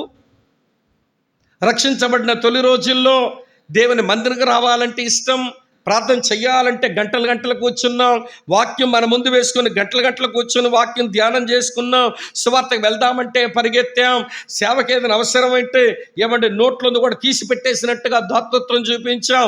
కానీ కాలక్రమేణా మన ఆధ్యాత్మిక వయసు పెరుగుతున్న కొలది ఆ తొలి ప్రేమ లోపించింది. ఏమండి, యెహోవా నిస్సి వాళ్ళ గురించి చెప్పడం లేదు, నేను సార్వత్రిక సంఘం అందరి పరిస్థితి చెప్తున్నానండి. మా దగ్గర కొంతమంది ఉంటారు, ఆరంభంలో అగ్గిలాగా ఉన్నారు, ఇప్పుడు చూస్తే బుగ్గిలాగా ఉన్నారు. అప్పుడు అగ్గి చెప్పరే, కొంపతీసి ఎక్కడ కూడా బుగ్గులు ఉన్నాయా? కొంపతీసి అక్కడ అగ్గే ఆరంభంలో ఏమి పౌరుషంగా ఉండే వాళ్ళండి. సువార్త అంటే సిగ్గు విడిచి ఆ ట్రైబల్ పీపుల్కి అర్థమయ్యేలా చెప్పడానికి డాన్సులు వేసేసి రోడ్ల మీద పత్రికలు పనిచేసి సువార్త చెప్పేసి ఆ ప్రాంతంలో చర్చి ప్లాంట్ అయ్యే వరకు అన్న ఈ గ్రామానికి నేను వెళ్ళిపోతానన్నా, ఇక్కడ చర్చి ఆరంభం అయ్యే వరకు నాదే పూచి అన్నట్టు ఉన్న మనుషులు ఈ రోజున సేవ ఎంత కనబడుతున్నా కానీ చెక్కడు దొరకడు. ఏంటి ఇట్లా అయిపోయినారంటే ఫస్ట్లో ఎగిరిపోయింది, హనీమూన్లో ఎగిరిపోయింది. ప్రియమైన అక్క, చెల్లి, తమ్ముడు, అన్న వినండి, మనం శాశ్వతమైన ప్రేమతో ప్రభువా ఈ వచనం పౌలుతో ఎందుకు రాయించావా కానీ మేము అక్షయమైన ప్రేమతో ఆయన మమ్మల్ని ప్రేమిస్తే ప్రేమించవచ్చు, కానీ మేము అదే ప్రేమతో ప్రేమించాలంటే ఇది మేము అందుకోలేనంత అనుభవంలాగా ఉంది కదా అని బాధేస్తూ ఉంది. మీరేం బాధపడద్దు, ఆ శాశ్వతమైన ప్రేమతో ప్రేమించడానికే ఆ ప్రేమ రసాన్ని నేనే పోస్తున్నాను అన్నట్టుగా ఈ వచనం చూపించినాడు ప్రభు నా ధ్యానంలో. రోమాపత్రిక 5వ అధ్యాయం 5వ వచనం చూడండి. రోమాపత్రిక 5వ అధ్యాయం 5వ వచనం, ఎందుకనగా ఈ నిరీక్షణ మనల్ని సిగ్గుపరచదు, మనకు అనుగ్రహింపబడిన పరిశుద్ధాత్మ ద్వారా దేవుని ప్రేమ మన హృదయంలో ఏమైందట? కుమ్మరించబడింది. ఆ ప్రేమనే తిరిగి నువ్వు ప్రేమించు. ఆ ప్రేమను ఏమిచ్చి నువ్వు సంపాదించుకున్నావు? ప్రభు ప్రేమ ఏమిచ్చి సంపాదించుకున్నది చెప్పండి. అక్కడ కూర్చున్న వాళ్ళు ఎవరైనా ఏమిచ్చి ప్రభు యొక్క ప్రేమను మనం సంపాదించుకున్నాం చెప్పండి. పరమగీతంలో మాట ఉంటుంది, ఆ ప్రేమనంటే ఏమిచ్చి కూడా మనం సంపాదించుకోలేమంట. మరి ఏమిచ్చి సంపాదించుకో చూపిస్తాను చూడండి. పరమగీతం 8వ అధ్యాయంలో మీ కొరకు చదువుతున్న 6వ వచనం నుంచి ఇలా రాసి ఉంటుంది, ప్రేమ మరణమంతా బలవంతమైనది, ఈర్ష్య పాతాళమంతా కఠోరమైనది, దాని జ్వాలలు అగ్ని జ్వాల సమములు, అది యెహోవా పుట్టించు జ్వాల. నీ హృదయం మీద నన్ను నామాక్షరంగా ఉంచుకొనము, నీ భుజమునకు నామాక్షరముగా ఉంచుకొనము. అగాధ సముద్ర జలము ప్రేమను ఆర్పజాలదు, నదీ ప్రవాహములు దాన్ని ముంచివేయజాలవు. ప్రేమకై ఒకడు, గమనించండి మాట, ప్రేమకై ఒకడు తన స్వాస్యమంతా ఇచ్చినను తిరస్కారముతో అతడు త్రోసివేయబడు. నా ప్రేమను సంపాదించుకోవడానికి నీ స్వాస్యమంత ఇచ్చినా ఆ ప్రేమను సంపాదించుకోలేవు. మరి ఎట్లా వస్తుంది ఆ ప్రేమ అంటే దానికి ఒకటే సూత్రం, తిరిగి ప్రేమించు, ఆ ప్రేమ నీకు వచ్చేస్తుంది అంతే. నీ లోపల ఉన్న నీ లోపల ఉన్న నీ హృదయంలో జనిస్తున్న ఆ చిన్న ప్రేమతో ప్రేమించు, ఆ ప్రేమ నీ సొంతం అవుతుంది. ఆ ప్రేమకు నువ్వేమిచ్చినా సంపాదించుకోలేవు. ఆ దేవుని ప్రేమను తిరిగి ప్రేమించు, ఆ ప్రేమ నీ సొంతం అవుతుంది. రోమా 5:5లో అదే సార్థకమైంది. ఆయన ప్రేమను మన హృదయంలో కొమ్మనిచ్చాడు. ఇప్పుడు ఆ ప్రేమతోనే మన యేసు ప్రభుని ప్రేమిస్తే, అమ్మ వింటున్నారా, నేమంటే యేసయ్య అన్నాడు, నన్ను వీళ్ళు అలా ప్రేమిస్తే నా మాటను వీరు గైకొంటారు అన్నాడు. ఆ ప్రేమకు ఫస్ట్ ఎవిడెన్స్ ఏంటనంటే, నేను ప్రభువుని బాగా ప్రేమిస్తున్నాను అనే దానికి ఎవిడెన్స్ ఏంటనంటే ఆయన మాటలకు విధేయత చూపడమే. యోహాను సువార్త 14వ అధ్యాయం ఇలా రాసి ఉంటుంది, చదువుతున్నాను చూడండి. 23వ వచనం, యేసు, ఒకడు నన్ను ప్రేమించిన ఎడల వాడు నా మాట ఏం చెయ్యను, గైకొనంతే. ఒకడు నన్ను ప్రేమించినట్లయితే నా మాటను గైకొంటాడు. ఆ ప్రేమ యేసు వైపు చూపించిన ఈ ప్రేమ యేసుతోనే ఆగిపోదు. ప్రభువు మీద ప్రేమను ప్రభువుకి మనం విధేయులుగా చేస్తే దగ్గర చుట్టూ ఉన్న పరిశుద్ధుల మీదకి పోతుంది ఈ ప్రేమ. మరి పరిశుద్ధుల మీద పోతే ఏం చేస్తుందంటే పరిశుద్ధులకు ఆ ప్రేమ క్షేమాభివృద్ధి కలిగిస్తుంది. వింటున్నారా లేదా మీరు? కొంతమంది ఏంటంటే వాళ్ళు రక్షించబడి దేవుని బిడ్డల యొక్క సంఘములు ఉండేక వాళ్ళ చుట్టూ కంచి కట్టుకొని నేను నా కుటుంబం నా భక్తి మాదన్నట్టు కంచి కట్టేసుకుంటారు. మరొకరు ఎవరికి వాళ్ళు క్షమాభివృద్ధి కలిగించరు. ప్రభువుని ప్రేమించి ప్రభువుకి మనం విధేయత చూపిస్తే ఆ ప్రేమ అక్కడ తాగక పరిశుద్ధులను ప్రేమించి పరిశుద్ధులకు క్షమాభివృద్ధి కలిగించాలి. ఈ పరిశుద్ధులు అక్రమంగా జీవించే వాళ్ళు ఉంటారు, వాళ్ళకి బుద్ధి చెప్పాలి, అది క్షమాభివృద్ధి. ఎవరైనా ధైర్యం చెడిపోయిన వాళ్ళు ఉంటారు, వాళ్ళు ధైర్యపరచడం, అది క్షేమాభివృద్ధి. ఎవరైనా కృంగిపోయే వాళ్ళు ఉంటారు, అది 1 తెస్సలోనిక 5:14 చెప్తున్నా నేను. 1 తెస్సలోనిక పత్రిక 5:14 అదే ఉంటుంది క్షేమాభివృద్ధి చేయడం అంటే ఏంటో. ఎవరైనా కృంగిపోయారనుకోండి, లేవనెత్తడమే. అరే సంఘములో వినండి, అక్రమంగా తెలుసో తెలియకో తప్పిదం చేసే వాళ్ళు ఉంటారు, మరి ఎవరు బుద్ధి చెప్తారు? సేవకుడే చూసుకుంటాడని వదిలేస్తే సేవకుని వరకు చేరేసరికి వ్యవహారం కాలిపోద్ది. నేను వచ్చిన తంట ఈ 2 నెలలు అనేది కొంతమంది తెలుసు అంట. నేను బయలుదేరే ముందు వచ్చింది తంట నా దగ్గరికి. ఎవరెవరికి తెలుసు అన్నాను. వాళ్ళకి తెలుసండి, వాళ్ళకి తెలుసండి, వాళ్ళకి తెలుసండి. అంతెందుకు మా ఇంటి కింద నోడు తెలుసండి, ఆడు నాకు చెప్పలేదు. ఆయన మళ్ళీ సేవకుడే. ఏం చేయాలండి ఇప్పుడు? అంటే నెత్తి మీదకి వచ్చి వింటున్నారమ్మా, ఎవడు ఇల్లంతా కాలిపోయే వరకు వ్యవహారం చెప్పరా తెలిస్తే? ఈ విశ్వాసులకే మాయిదార్ రోగము కానీ దండ పెడతామనుకోకండి మీరంతా. మీకేం మాయిదార్ రోగమో కానీ ఊరందరికీ తెలిసిపోయినా పర్లేదు, కానీ సేవకుడికి మాత్రం తెలియకూడదని ఆపుతారండి. అదేంటో ఊరంతా తెలిసిపోయినా పర్వాలేదు, వీళ్ళకి సేవకుడు మాత్రం ఏ లోపము లొసుగులు తెలియకూడదు అనుకుంటారు. అసలు సేవకుడు ప్రేమించి సరిచేసి చక్కబెట్టగలిగిన వాడు ఎవరికి తెలియకముందే ఆయనకు తెలిస్తే మంచిది కదా అనుకోవాల్సిన వాళ్ళు ఇప్పుడు సేవకుడికే తెలియనివ్వరండి. అదేంటో. నేను ఫ్లైట్ ఎక్కుతూ నా భార్యకి చెప్పాను, నువ్వు సరే అబ్బాయి వాళ్ళతో మాట్లాడావు కదా, అమ్మాయిల ఇంటికి వెళ్ళు, నువ్వు అంటే ఇప్పుడు 9 అయిపోతుంది కదండి. ఇక్కడ దిగ్గానే చేశాను విజయవాడలో, అక్కడ ఉన్నప్పుడు వెళ్ళమని చెప్పాను. తర్వాత అబ్బాయిల ఇంటికి వెళ్ళి మాట్లాడింది.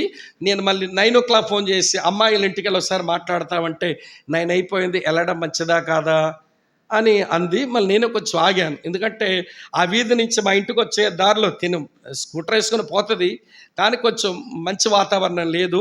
సరే ఆగిపోమని మళ్ళీ ఫోన్ చేసి చెప్పి ఉదయాన్నే 8 గంటలకు డ్యూటీకి వెళ్తావు కదా, 7కి బయలుదేరి వెళ్ళే ఇంటికి వెళ్ళి మాట్లాడేసప్పుడు నువ్వు ఎలా మాట్లాడాలంటే ముందు నువ్వు తెలిసినట్టుగా కాదు, ఎవరి పేరెంట్స్కి ఇబ్బంది బాధ ఉండాలి కదా, వాళ్ళ పిల్ల జీవితం పోతుందని నొప్పి ఉండాలి కదా, వాళ్ళు మాట్లాడితే నువ్వు మాట్లాడే ప్రయత్నం చేయి. నేను 29వ తారీఖు వచ్చాక నేను పట్టించుకొని ఏం చేయాలో చేస్తానని చెప్పాను.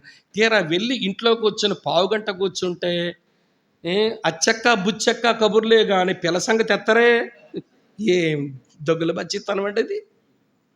ఎవడికి మేలు చేసేది అది? సంఘాన్ని పాడు చేసేదే కదా. అక్క ఈ పరిస్థితిలోకి వచ్చింది వ్యవహారం, మీరు వచ్చారు, మేమే మీ ఇంటికి వచ్చి చెబుదామనుకున్నాము, ఈ పరిష్కారం ఎట్లా చేయాలి, ప్రార్థన చేయండి, మేము ప్రార్థన చేస్తాం, బాగా సలహా ఇవ్వండి, ఎట్లా గట్టెక్కుతాం ఈ సమస్యని అని చెప్పుకోవాలి కదండి. మసిపూసి మారడకాయ చేయడంలో మహాదిట్టలైపోతున్నారు విశ్వాసులు. అన్నీ దాచేసుకొని మూచేసుకుంటారు. దేవుని సంఘము, దాని పరువు, దేవుని మహిమ అంతా బజారు పడ్డాకప్పుడు నోరెత్తి లబో దిబోమని ఏడుస్తుంటారు. ఇది ఏమి న్యాయం అండి? మీకు దేవుని పని, దేవుని పరిచర్య, దాని విలువలు పట్టింపుకు రావా? ఆమె అర్థమవుతుంది నేను చెప్పే విషయం, గట్టిగా అరుస్తున్నట్టున్నాను. ఆమె అర్థమవుతుంది ఆ విషయం. ఏది క్షేమాభివృద్ధి కలిగించే వాళ్ళేరి విషయాలు తెలిస్తే చెప్పరు, వాళ్ళు చక్కదిద్దరు. మరి క్షేమాభివృద్ధి ఎలా పొందుతుంది సంఘం? శాశ్వతమైన ప్రేమతో యేసును ప్రేమిస్తున్న మాట నిజమైతే ఆయనకు విధేయత చూపిస్తూ తోటి పరిశుద్ధులు క్షేమాభివృద్ధి కలిగిస్తూ, 3వ మాట, మన చుట్టూన్న పాపులకు అదే ప్రేమ బలవంతం చేస్తే వాళ్లకు సువార్త చెప్పడానికి ఆరాటం ఉండాలిగా. నేను ఎప్పుడు అనుకుంటాను, యేసుని ప్రేమ నీ లోపల ఉన్నది, అది అక్షయమైన ప్రేమ అయినప్పుడు సువార్త చెప్పడానికి పాపుల యొద్దకు నీ అడుగులు వేయించాలి, క్షేమాభివృద్ధి కలిగించడానికి పరిశుద్ధుల మధ్యలోకి నేను నడిపించాలి, ప్రభు దగ్గర కూర్చొని ఆయన మాట తీసుకుని విధేయత చూపడానికి ప్రభు దగ్గర కూర్చునే మనిషిలా చెయ్యాలి. అప్పుడు ఎవరివో తెలుసా, అక్షయమైన ప్రేమతో యేసును ప్రేమిస్తున్న విశ్వాసి అవుతావు. అమ్మ, అర్థమవుతున్నదా? అక్షయుడైన దేవుణ్ణి నమ్మాం, అక్షయమైన వాక్యం వల్ల పుట్టాం, అక్షయమైన ప్రేమతో మనం బ్రతుకుతున్నాం. ఇది క్రైస్తవ జీవితం. మన దేవుని సంబంధంలో మీరు ఎరగండి. మీరు ఎరగరా? ఎరిగితే ఎంచుకుందరు కానీ, ఎంచుకుంటే అప్పగించుకోవాల్సిన దానికి అప్పగించుకుందరు కానీ. 4వ సంగతి చెప్తాను రండి. 3 అయినాయి కదా, 4వ సంగతి చెప్తాను. పేతురు రాసిన మొదటి పత్రికలోనే మరో సంగతి చూస్తాం చూడండి. 3వ అధ్యాయం, 1 పేతురు 3వ అధ్యాయంలో చదువుతున్నాను చూడండి ప్రియుల, ఎలా రాసి ఉంది. 1 పేతురు 3వ అధ్యాయం చదువుతున్నాను చూడండి. 4వ వచనం ఎట్లుంది? 3వ అధ్యాయం 4వ వచనం, సాధువైనట్టు మృదువైనట్టు అయిన గుణమును అక్షయ అలంకారముల గల మీ హృదయపు అంతరంగ స్వభావం మీకు అలంకారముగా ఉండవలెను. అది దేవుని దృష్టికి మిగుల విలువ గలది. ఇదేంటో తెలుసా? ఇన్కరప్టబుల్ ఆర్నమెంట్స్, అక్షయమైన అలంకారాలు మన హృదయంలో ఉండాలట. అమ్మాయి చెప్పండి, ఏం అలంకారాలు? మీరు పెట్టుకున్న ఎంత ఖరీదైనవైనా క్షయమైపోయే అలంకారాలే. బంగారం ఉందని చెప్పి బొట్టలు చేయించుకొని కన్నాలు కూడా సాగిపోయేలాగా వేసుకుంటుంది ఒక కమ్మ, ఇంత బొట్ట. మీ వైపు కనబడ్డా, మా వైపు వస్తే కనబడుతుంది. మాకు ఒరిస్సా బార్డర్లో కాముట్లు మా వైపు ఉంటే ఆర్యవైశ్య కుటుంబాలు బాగా బంగారం ఉంటుంది. వాళ్ళు పెట్టుకున్న బొట్టలు చూస్తే చెవులు సాగిపోయి మొత్తం కన్నాలు పడిపోతాయిరా బాబు అనిపిస్తుంది. అందులో బొట్ట కొట్టేస్తే చాలు, బాగా డబ్బులు గడించవచ్చు అన్నట్టు ఉంటుంది. ఆ మధ్య పెళ్ళికి పంపించాను. మా డ్రైవర్ ఒక ఆయన ఉండేవాడు, ఇప్పుడు హైదరాబాద్ ఉన్నాడు. నేను వెళ్ళలేకపోతున్నాను తమ్ముడు, నువ్వుని చిన్నవాడిని తీసుకుని వెళ్ళాక అటు నుంచి వచ్చాను. అన్న, ఒక అక్కన కానీ ఎత్తుకెళ్ళిపోతే జీవితకాలం బతకొచ్చాను అన్నాడు. ఏం తమ్ముడు ఏమనంటే, ఏంటన్నా ఒంటి నిండా వాళ్ళు వేసిన బంగారం, ఏం అలంకారాలట, నడువుకి ఏమంత దెబ్బ వడ్డానం అంటది, అంతా ప్యూర్ బంగారం అంట. ఇక్కడ కట్ల ఉంటాయి అన్నమాట, గంగిరెద్దు వేసుకున్నట్టు. ఇవేమో సాగిపోయినంత పెద్ద పెద్ద బుట్టలంట, ఇదంట జడకంతా మళ్ళీ బంగారమేనంట. భలే అలంకారమే, కానీ అవన్నీ క్షయమైపోయేవి. అమ్మ, ఏమైపోయావు? అవన్నీ క్షయమైపోయాయి. ఇక్కడ పేతురు చెప్తున్నాడు 2 మంచి గుణాలు ఏంటనంటే, సాధువైనట్టు గుణం, అమ్మ వింటున్నారా, తర్వాత మృదువైనటువంటి గుణాలు, అవి మీ హృదయంలో అక్షయాలంకారాలుగా మీరు ధరించుకోండి. అమ్మ వింటున్నారా? సాధుత్వం, మృదుత్వం. సాధుత్వంతో బ్రతికిన వాడు ఎట్లుంటాడనంటే, ఒక ఆయన అన్నాడు, ఏమంటే బండ కింద ఉన్న పురుగులా ఉంటాడంట. ఉదయం వెంకటేశ్వర ప్రార్థన చేస్తుంటే, తన ధ్యానపూర్వకంగా ప్రార్థన చేస్తుంటే నేను కూడా ఆలోచిస్తూ ఉన్నాను, నేను ఒక మంటి పురుగును, పేడ పురుగు లాంటి వాడిని.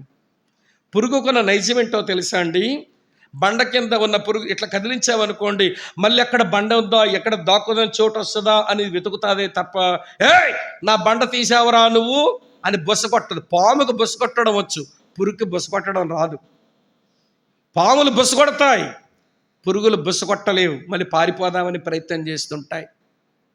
సాధువైనట్టి గుణం, అవతల వాళ్ళు కీడు చేసినా, అవతల వాళ్ళు ఇబ్బంది కలిగించినా, ఏమంటే దేవుడు అనుమతించిందిలే అని పూర్ణమైన వినయభావంతో దేవునికి ప్రార్థించి అప్పగించుకునేటువంటి నైజం ఈ రోజున కొంతమందికి లేదు. సాధుత్వం లేదు కానీ అహంకారం వచ్చింది, మృదుత్వం లేదు కానీ కఠినత్వం వచ్చింది.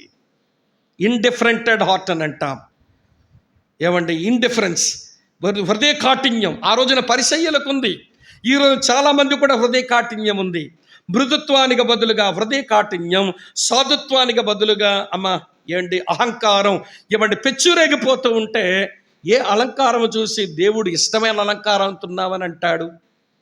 ఇక్కడ అంటాడు పేతురు, ఏమంటే సాధువైన మృదువైనట్టే గుణమును అక్షయాలంకారముగా మీ హృదయ అంతరంగ స్వభావము మీరు అలంకారంగా మీకు ఉండాలి, అవి దేవుని దృష్టికి మిగుల విలువైనవి.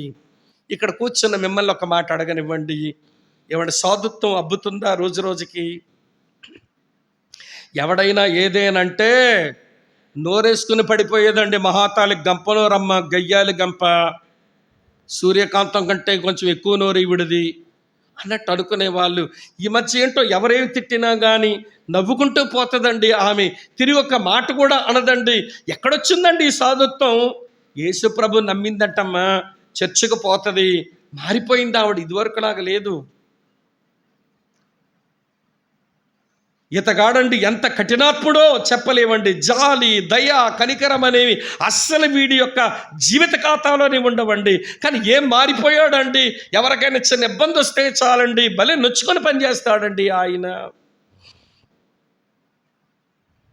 ఎక్కడి నుంచి వచ్చేసిందండి ఈ మృదుత్వం? మా మందిరంలో సహోదరుడు ఉంటాడు. అసలు ఎవరికొక బాధ జరిగింది, ఇబ్బంది కలిగిందని తెలిస్తే అసలు ఫస్ట్ ఏడ్ చేస్తాడండి ఆయన. ఏడ్ చేస్తాడు. ఏడ్ చేసే బ్రదర్ నేనేమైనా చేయమన్నా వాళ్ళకి, ఏమైనా చేయొచ్చా వాళ్ళకి, ఎలా చేస్తే వాళ్ళకి మేలు కలుగుద్ది నాకు కొంచెం చెప్పండి, నేను ఏదైనా చేస్తాను అంటుంటాడు. ఏమండి అతగాడు ఇదివరకు ఏం పని చేశాడంటే చెన్నైలో ఒక బార్ షాప్లో పనిచేసుకుని అందరికీ మందు అందిస్తా తాను మందు తాగుతా ఒక రౌడీ మనిషిలాగా బతికేవాడు. యేసు ప్రభు నమ్మిన తర్వాత ఇప్పుడు మందిరంలోకి వచ్చి ఎవరికైనా ఒక ఫ్యామిలీలో బాధ వచ్చే ముందు ఏడ్చేవాడు ఆయనే. అలా బలబల ఏడ్చేస్తాడు. అందుకే అతను ప్రేయర్ చేయమని చెప్పను నేను. ఎవరికైనా ప్రాబ్లం ఉందంటే ఏడ్చేసుకుంటాడు, అలాగా ప్రార్థన దగ్గర ఏడ్చుకుంటూ వస్తాడు. నన్ను ఏమైనా చేయమంటారా, ఏం చేస్తే వాళ్ళ సమస్యల పరిష్కారం దొరుకుతా చెప్పండి బ్రదర్, చేద్దాం ఏదైనా, నేను తెచ్చి మీ చేతిలో పెట్టేస్తా, వాళ్ళకి ఏదైనా చెయ్యండి అంటుంటాడు. అది ఇంత దుర్మార్గుడు, ఇంత మృదుత్వం ఎట్లా వచ్చిందని అంటే అది ట్రాన్స్ఫర్మేషన్ అండి, అది రూపాంతరపరచబడిన అనుభవం అండి. అదంటే రియల్ క్రిస్టియానిటీ. ఇంకా హృదయంలో కఠినత్వం పోలేదు, హృదయంలో సాధుత్వం రాలేదు, ఈ లోపల ఈ గుణాలు అక్షయాలంకారాలుగా మనం ధరించలేదు. దీన్ని కాంటెక్స్ట్ ప్రకారం ఒక ఆయన ఏమంటాడంటే ఈ ఆభరణాలంట, ఈ అక్షయాలంకారాలంట సారాలోనే ఉన్నాయట అంటూ, సారా తన పెనిమిటిని ఏమని పిలిచిందంటే కాంటెక్స్ట్ ప్రకారం ఇంటర్ప్రిటేషన్ చూడండి. 6వ వచనంలో ఏమి రాసిందో, 3వ అధ్యాయం. ఆ ప్రకారము సారా అబ్రహామును యజమానుడని పిలుచుచు అతనికి లోబడి ఉండెను. లోపల సాధుత్వం మృదుత్వం పెట్టుకొని ఉంది కాబట్టి 2 మార్లు తన భార్యను చెల్లి అని చెప్పి పరాయోళ్ళ మధ్యలో వదిలేసిన ఇంకా సారా తన పెనిమిటిని యజమాని అనే పిలుస్తుంది.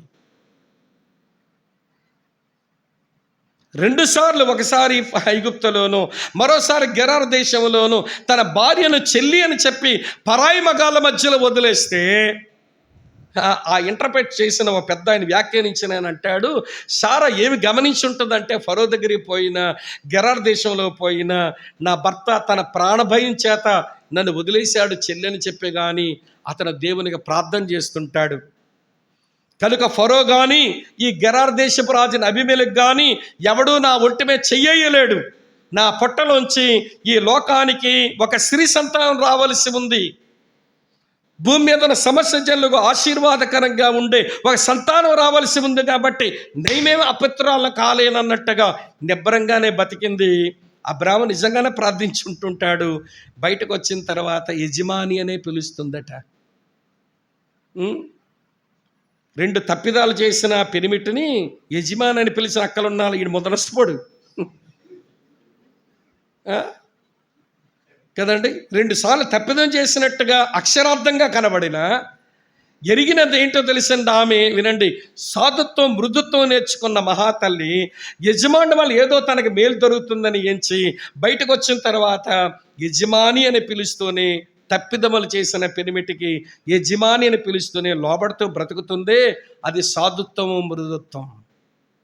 వస్తున్నాయి అక్షయాలంకారాలు, దేవుని దృష్టికి మిగులు విలువైన ఆభరణాలు. ఇవి మనుషుల దృష్టిలో విలువైన ఆభరణాలే, కానీ అవన్నీ క్షయమైపోయేవి.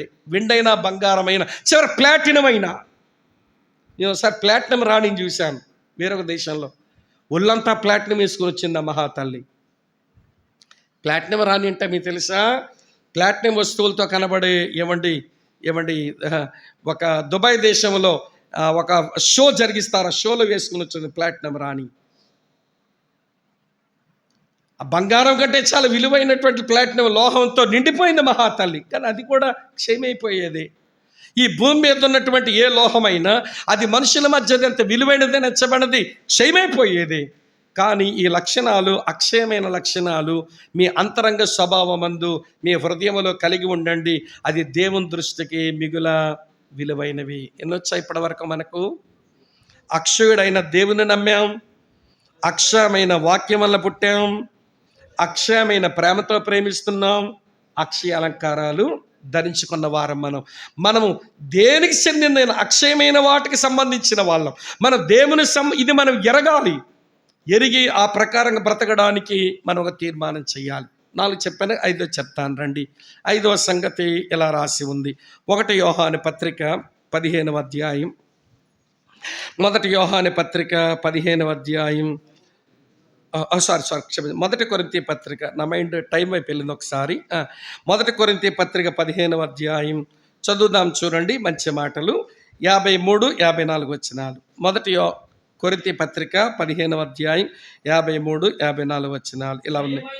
క్షయమైన ఈ శరీరం అక్షయతను ధరించుకొనవలసి ఉన్నది, మర్చమైన ఈ శరీరము అమర్చతను ధరించుకొనవలసి ఉన్నది. ఈ క్షయమైనది అక్షయతను ధరించుకున్నప్పుడు, ఈ మర్చమైనది అమర్చతను ధరించుకున్నప్పుడు విజయమందు మరణము మృంగివేయబడెను అని వ్రాయబడిన వాక్యము నెరవేరును. ఈ 2 వచనాల్లో పౌలు చెప్తున్నాడు, మనమంతా ఒక శరీరం కొరకు ఎదురు చూస్తున్నాము. అది ఏమి శరీరం అంటే అది అక్షయమైన శరీరం, అక్షయత. ఈ శరీరము అక్షయతను ధరించుకుంటుంది, ఇన్కరప్టబుల్ బాడీ. ఇప్పుడున్న ఈ శరీరం ఇది క్షయపోయే శరీరం. చెప్పండి, మీరే బాగా చెప్పగలరు. నలుపన్నీ ఏమవుతాయి? పర్లే చెప్పండి, నలుపన్నీ ఏమవుతాయి? ఏంటి చెప్పడం లేదు గట్టిగా? నలుపన్నీ ఏమవుతాయి? తెలుపు అవుతాయి. దీని యొక్క శక్తి ఏమవుతుంది? క్షీణిస్తుంది. దీని శక్తి కూడా ఏమవుతుంది?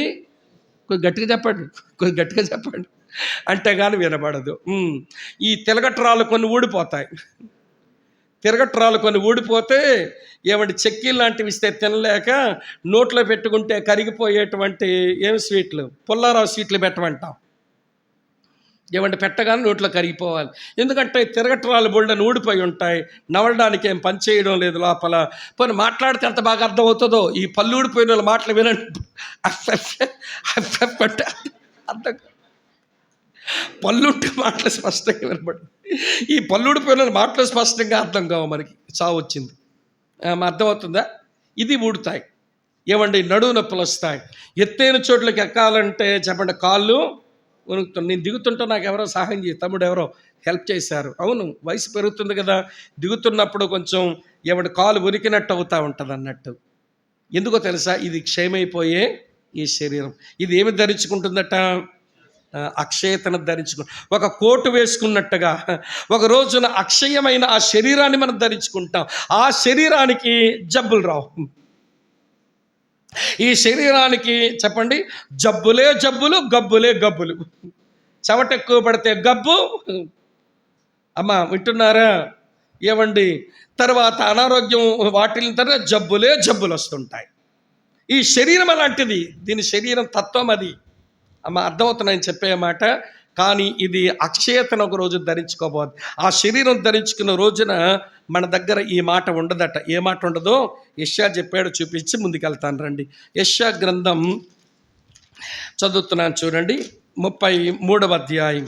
యెషయా గ్రంథం 33వ అధ్యాయం ఇలా రాసి ఉంది. మీ కొరకే చదువుతున్నాను చూడండి. లాస్ట్ వెర్స్ 33:24 ఏం రాసింది చూడండి.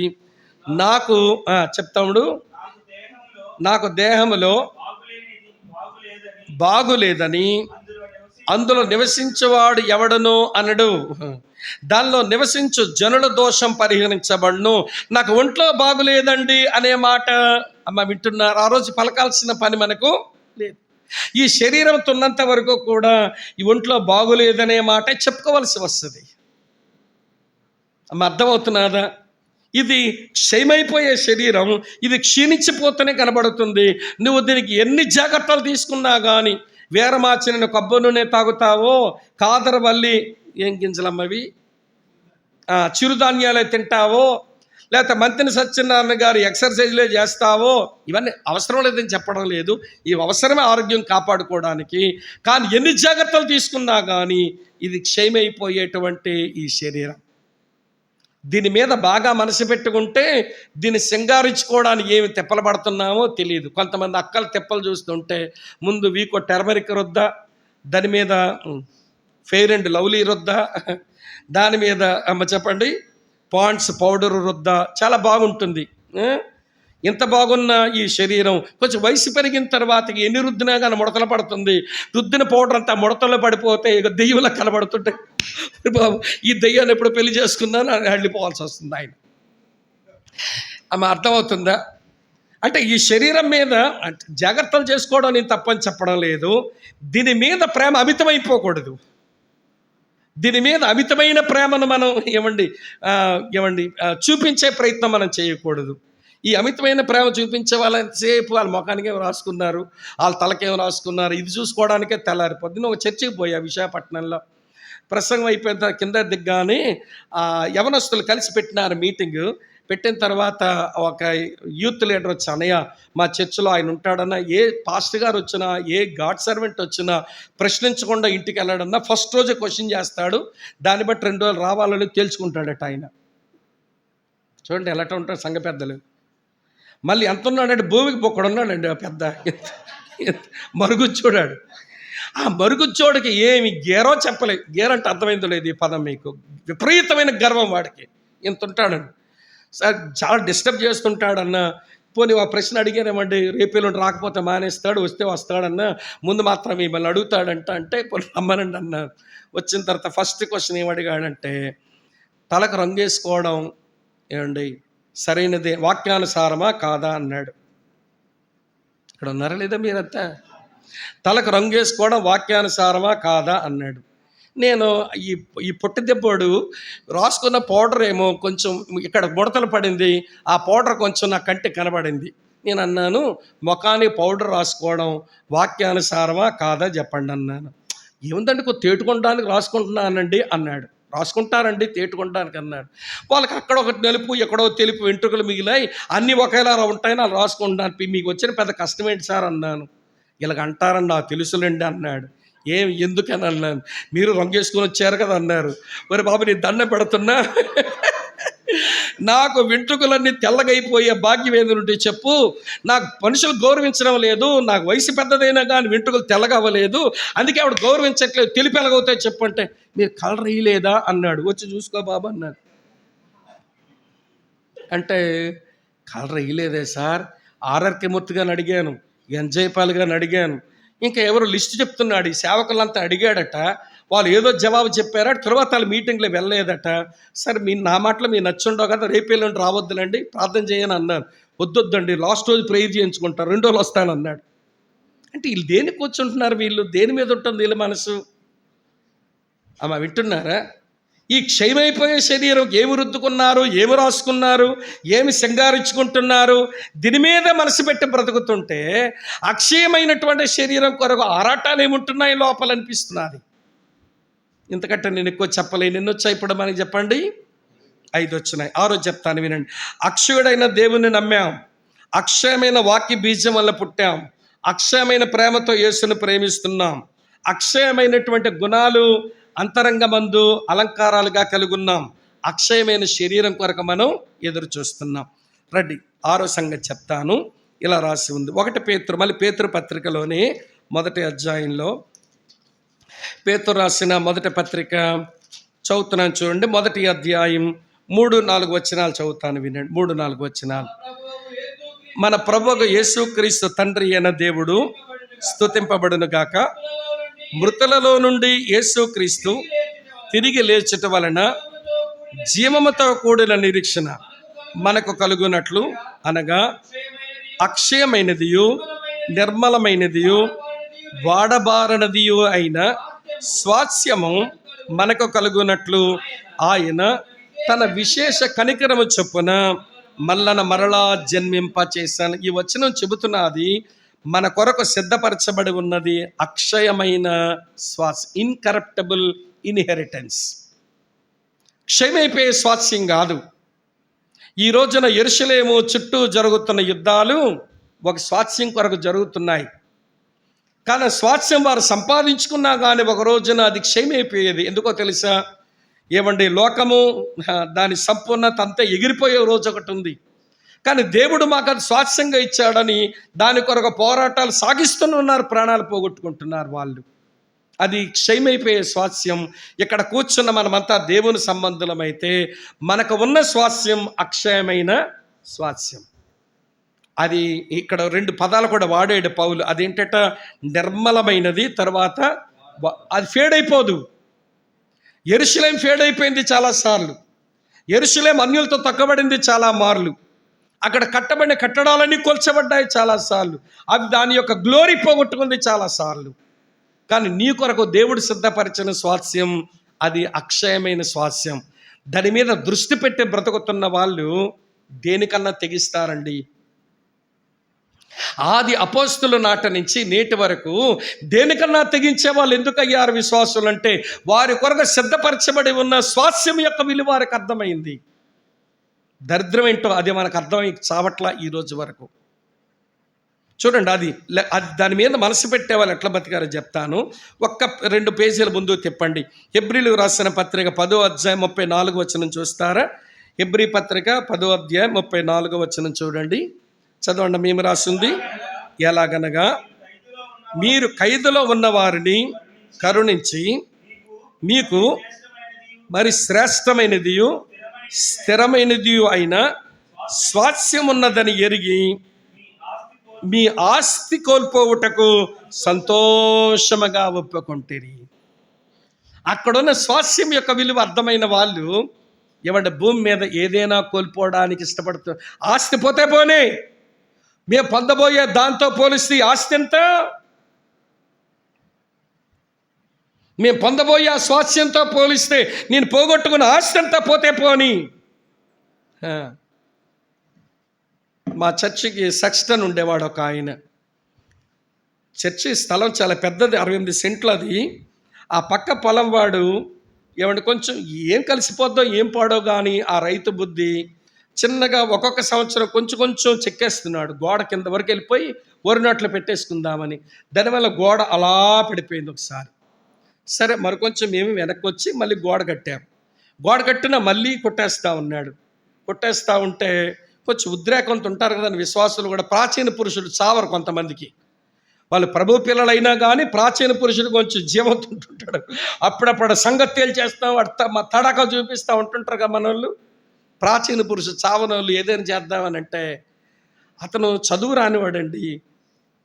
సెక్స్టన్ పొదిలా పప్పారావు అని చదువు రానివాడు. బాబు, అక్కడ దాంతో పోల్చుకుంటే పోయి నీ మొక్క ఎంత అండి? ఆడు ఎంత తవ్వుకుంటే తవ్వుకోనివ్వండి, మనం ఏదైనా చేద్దాం. వాడు సంపాదించుకోవాలి కదా దేవుని కొరకు. ఒక రోజున మనం సువార్త చెప్పి వాడిని మనం సంపాదించుకోవాలి కదా బాబు. మనం స్వామి బాబు వాడిని వాడు కోసేసుకొని ఈ సంవత్సరం ఏమో ఒక 6 అడుగు కోసాడు, వచ్చే సంవత్సరం ఒక అడుగు కోస్తాడు. సార్ కూర్చోబెట్టి అడగండి బాబు, ఇంకా వాడు బలవంతం చేస్తే నీ ఇష్టం అని చెప్పండి. అంతేగాని వాడితో పొట్లాడ పెట్టుకుంటే ఎట్లా మనం? అరే చదువు రానోడు, చదువు వచ్చిన వాళ్ళంతా తడాగా చూపిద్దామంటున్నారు. చదువు రానోడేమో దాంతో పోలిస్తే ఇది ఎంత బాబు పోయింది అంటున్నాడు. అక్క చెల్లులారా, అన్నదమ్ములారా వినండి. హెబ్రీయులు ఆ స్వాస్థ్యాన్ని చూసి ఈ ఆస్తులు కూడా పోగొట్టుకోవడానికి ఇష్టపడ్డారట. ఇప్పుడు ఒక విషయం చెప్తాను, మీరు నా జవాబులు చెప్పండి. ఇది ఫాస్ట్గా చెప్పాలి, జవాబులు మీరు. మన తండ్రి ఎక్కడ ఉన్నాడు చెప్పండి, గట్టిగా చెప్పండి, నోటితో చెప్పండి. మన తండ్రి ఎక్కడ ఉన్నాడు? మన ప్రభు ఎక్కడి నుంచి వస్తాడు? పరలోకం నుంచి. మంచిది. మన పేరు ఎక్కడ రాసి ఉంది? జీవగ్రంథంలో పరలోకమందు. మన పౌరసత్వం ఎక్కడుంది? పరలోకం. మన నివాసం ఎక్కడుంది? పరలోకం. మన జీతం ఎక్కడుంది? పరలోకం. మరి మా మనసు ఎక్కడుంది?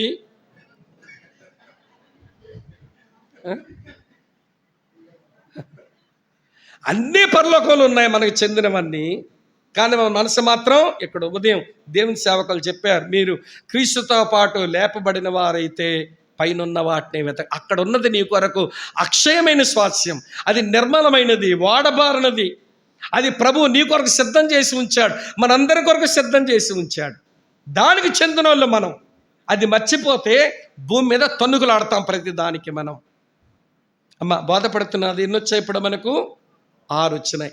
ఇంకొకటి చెప్పి నేను ముగించేస్తాను, నా టైం అయింది. టైం ఏంటంటే చెప్పడానికి విషయాలు ఉన్నాయి కానీ నిలబడడానికి కాలు సహకరించడం లేదు. ఎవడు కొంచెం బలహీనంగా ఉంది, ఆ కారణం చేత ఇప్పటికి ఆపేస్తాను. ఇంకోటి చెప్తాను. 7 కదా వచ్చింది, చూడండి ఒక్కసారి. కొరింథీయులకు రాసిన మొదటి పత్రిక 9వ అధ్యాయం 25వ వచనం చదువుదాం, చూడండి. మరియు పందెమందు పోరాడు ప్రతివాడు అన్ని విషయముల యందు మితముగా ఉండును, వారు క్షయమగు కిరీటమును పొందుటకును, మనమైతే అక్షయమగు కిరీటం పొందుటకును మితముగా ఉన్నాము. మనం దేని కొరకు భూమి మీద బ్రతుకుతున్న వాళ్ళమంటే, ఒక రోజున ఇన్కరప్టబుల్ క్రౌన్, అక్షయమైన కిరీటం పొందడానికి భూమి మీద భక్తి చేస్తున్నాం. దీనికి ఫిలిప్పీలకు రాసిన పత్రిక 3:14 కలపండి. పౌలు అంటాడు, క్రీస్తు యేసునందు దేవుని ఉన్నతమైన పిలుపునకు కలుగు బహుమానం పొందవలనని నేను గురి యొద్దకై నేను పరిగెత్తుచున్నాను. నా బహుమానం నాకు తెలుసు. నాకు పౌలు బలి విడ్డూరం అనిపిస్తుందండి. అదేంటనంటే, ప్రభు అయిన యేసు చేతుల్లోంచి ఏ బహుమానాలు ఒక రోజున తనకు వస్తాయో రావు, అవునో కాదో అంటం లేదు అతను. భలే గ్యారంటీతో అక్షయమైన కిరీటం నా కొరకు ఉంటుంది, నీతిగల కిరీటం నా కొరకు ఉంచబడి ఉంటుంది, నా కొరకు ఆనంద కిరీటం ఉంచబడి. నేను డైలమాలో భక్తి చేయటంలా, ఏది చేసిన వానికి నా ప్రభు ఏమొస్తాడో నాకు తెలుసు. తన పరుగుని ఎరిగి సరిగా పరిగెత్తే వాళ్ళకి అక్షయ కిరీటం ఇస్తాడని నాకు తెలుసు. ఆత్మను సంపాదించే పనిలో ఉండి కొత్త వాళ్ళని ప్రభు దగ్గర నుంచి నడిపిస్తూ ఉంటే నాకు ఆనంద కిరీటం ఇస్తాడని నాకు తెలుసు. ఆయన రాకడ కొరకు ఆశతో అపేక్షించేటువంటి వాళ్లకు నీతి కిరీటం ఇస్తాడని నాకు తెలుసు. ఈ 3 కిరీటాలే పౌలు చెప్పినవి. ఈ 3 కిరీటాలే పేతురు చెప్పాడు. వాక్యం కష్టపడి చెప్పే వాళ్ళకి మహిమ కిరీటం ఇస్తాడని పేతురుని అన్నాడు. యాకోబు అలాగని యోహాను ప్రకటన గ్రంథంలో రాస్తూ మరణం వరకు నమ్మకంగా ఉండే వాళ్లకు జీవ కిరీటం వస్తుందని వాళ్ళిద్దరు రాశారు. కానీ 3 కిరీటాలే ఏమండి పౌలు భక్తుడు రాశాడు. ఈ 3 నా కొరకు ఉంటాయని నేను ఎరుగుదును. నాతో కలిసి అక్కడ కూర్చున్న మనమంతా మన కొరకు దేశీయ చేతిలో ఏముంటుంది అనిపిస్తుంది చెప్పండి? మన కొరకు యేసయ్య చేతులు ఏముంటుంది? ఒక దేవుని సేవకుడు థామస్ కోటి పింక్ని అతని పేరు. ప్రతి సంవత్సరం మా దగ్గరికి వచ్చేవాడు, మా సదస్సులకు వస్తాడు. ఓ 2 సంవత్సరాలుగా కోవిడ్ సెకండ్ వేవ్ తర్వాత రావటం లేదు ఆయన. ఒక మారు ఆయనే వర్తమానం చెప్తున్నా, నేను పక్కన తర్జుమా చేస్తున్నా. ఆయన వాక్యం చెబుతూ అన్నాడు, క్రీస్తు న్యాయపీఠం ఎదుట ప్రభు తన పిల్లలకు బహుమతి ప్రదానం చేసే రోజు ఒకటి వస్తుంది. ఆ రోజున తన న్యాయపీఠం మీద కూర్చొని ప్రతి వారికి బహుమానాలు ఇస్తూ ఉంటే, ఒక్కొక్కరు వంతు వస్తుంటే ఒక్కొక్కటి ఇచ్చేస్తూ ఉంటే పౌలు వచ్చాడంటే ఎదురుగా. పౌలా అని చెప్పి ఆ తండ్రి భలే మురిసిపోయి, నేను నీ కొరకు నేను ఉద్దేశించిన పరుగు సరిగా పరిగెత్తావు పౌలా, ఇదిగో నీకు అక్షయ కిరీటం. నా రాకడ కొరకు భలే ఎదురు చూస్తూ బ్రతికా భూమి మీద, ఇదిగో నీతి కిరీటం. తర్వాత అనేక ఆత్మలు సంపాదించావు, ఇదిగో నీకు నేను ఇస్తున్న అతిశయ ఆనంద కిరీటం. నువ్వు రాయలేదు కానీ పేతురు రాశాడు. మందకు మాదిరిగా ఉండి వాక్యం చెప్పడానికి బాగా కష్టపడే వాళ్ళకి ఇచ్చే కిరీటం, ఆ పని కూడా నువ్వు బాగా చేసావు కాబట్టి ఇదిగో నీకు మహిమ కిరీటం. మరణం వరకు నమ్మకంగా ఉండేవానికి జీవ కిరీటం ఇస్తానని ఆ మాట నువ్వు రాయలేదు కానీ యాకోబు తర్వాత యోహాను రాశారు. అది కూడా నీకు ఇవ్వక తప్పదిక, ఇది కూడా కిరీటం. 5 కిరీటాలు తీసుకో పౌలు అంటే అక్కడ తాగలేదు ఆయన. పౌలు ఆ కిరీటాలు తీసుకోవడానికి చేతులు చాపుతాడని మీరు అనుకుంటున్నారా అన్నాడు. అదే నేను చెప్పా జనాలు తెలుగులో. నిశ్శబ్దంగా ఉంది కాన్ఫరెన్స్ హాల్ అంతా. వెంటనే అన్నాడు, పౌలు త్వరపడి చేతులు చాపడం లేదట. నేను ఊహిస్తున్నాను పౌలు యొక్క ఆధ్యాత్మిక స్థితిగతులను బట్టి, నేను ఊహించి మీతో చెప్తున్నాను. పౌలేమో చేతులు చాపడం లేదట. పౌలు అంటున్నట, ప్రభువా నా పరుగుని సరిగా పరిగెత్తిన, ఆత్మలు సంపాదించిన, నీ రాకడ కొరకు ఎదురు చూసిన, వాక్యం కష్టపడి చెప్పిన, మరణం వరకు నమ్మకంగా ఉండగలిగిన, ఇవంతా నీ కృపను బట్టే చేయగలిగాను కదా ప్రభువా. ఇవి నాకు చెందవలసిన కిరీటాలు కాదు, నీ కృపకిచ్చుకోవా? అవి నీ కృపకు చెందవలసిన కిరీటాలు, నాకు నేను తగిన వాటికి నీ కృపకిచ్చుకోవా అంటే యేసయ్య నవ్వుతంటారట, లేదు పౌలా, అది నిజమే, నా కృపను నువ్వు నిరర్ధకం చేయలేదు, నా కృపను నువ్వు ఉపయోగించుకున్నావు కాబట్టి అలా బ్రతకగలిగావు, అది నాకు సంతోషం, నేను ఇస్తున్నానుగా తీసుకో అంటే, ప్రభువా మరి నువ్వు ఒత్తిడి చేస్తున్నావు కానీ కాదనలేక తీసుకుంటున్నానని 5 కిరీటాలు తీసుకొని వందనాలు చెప్పి దృష్టికి సూర్యకాంత పద్మరాగంలా కనబడుతున్న ఆ దేవుని సింహాసనం ముందుకు వచ్చి, తండ్రి నీ కుమారుడిని నువ్వు నాకు బహుమానంగా ఇచ్చావు, ఆయన శిలువలో ప్రాణం పెట్టి నన్ను నీ కొరకు సంపాదించి నన్ను నీకు బహుమానంగా ఇచ్చాడు, నేనే నీ బహుమానాన్ని. ఇప్పుడు నీ కొడుకేమో, నీ కుమారుడేమో నేను భూమి మీద బ్రతికిన బ్రతికి ఈ కిరీటాలు ఇచ్చాడు బహుమానంగా. నాకు చాలా సంతోషంగా ఉంది, కానీ ఇది నేను నెత్తిని పెట్టుకున్న పరలోకంలో ఊరేగలేను. కానీ ప్రభువా, ఇవి ఏమి అనుకోకపోతే నీ పాదాల దగ్గర కిరీటాలు పడేసి నిన్ను ఆరాధిద్దామని వచ్చానని కిరీటాలన్నీ దేవుని పాదాల మీద పెట్టి పౌలు ఆరాధిస్తాడట. ఇక్కడ కూర్చున్న మనమంతా పరలోకం పోతాంగా. దేవుని సింహాసనం ముందుకెళ్ళి దేవుని ఆరాధించే గడియలో నువ్వు దేవుని పాదాల మీద పెట్టే నీ కానుకేంటి? ఏదైనా కానుకుంటుందా? ప్రకాష్ అని ఎప్పుడు చెప్తుంటారు, ఒక మీటింగ్లో కూర్చుంటే తను అక్క రాజేశ్వరి గారు కానుకలు పట్టే గడి వచ్చిందంట. ఈయన దగ్గర కానుక లేదు, ఆమె దగ్గర కానుక లేదు, భలే అవమానం అయిపోయారంట. అందరూ కానుకలు వేస్తుంటే దేవుని సంతకి వెళ్ళి కానుక వేయలేని దుర్గత వచ్చింది మాకని బాధపడ్డాం. అప్పుడు ఆయన వేరే పని చేశారు, చెప్పారు తన సాక్ష్యంలో, అది వేరే విషయం. కానీ పరలోకంలో అందరూ ఏదేదో సంపాదించుకొని దేవుని పాదాల దగ్గర పెట్టే కానుకలు అర్పిస్తుంటే ఏమర్పించడానికి ఏమి సంపాదించుకున్నావు భూమి మీద ఉన్నప్పుడే నీవు? యేసయ్య చేతిలోంచి అది నీ దగ్గరకు వస్తుందా అనే ప్రశ్న మనం ఖచ్చితంగా ఈ ఈవినింగ్ వేసుకోవాలి. 60 సంవత్సరాల చర్చను చూశానండి, ఆరంభంలో ఉన్నట్టు లేదు. నేను చర్చ ఆరంభం నుంచి ఉన్నాను. చర్చలో శ్రమలు వచ్చాయి, మతపరంగా శ్రమలు వచ్చాయి, రాజకీయ పరంగా దుర్బోధలు వచ్చాయి, అలాగనే భిన్నమైన బోధలు వచ్చాయి. కానీ దేవుడు సంఘాన్ని భద్రపరుస్తూ నడిపిస్తుంటుండగా నేను చూశాను ఈ సంఘాన్ని. కానీ 60 సంవత్సరాల సంఘంలో ఎరగాల్సిన విషయాలు ఎరగకుండా బతుకుతున్నారు ఈ తరం.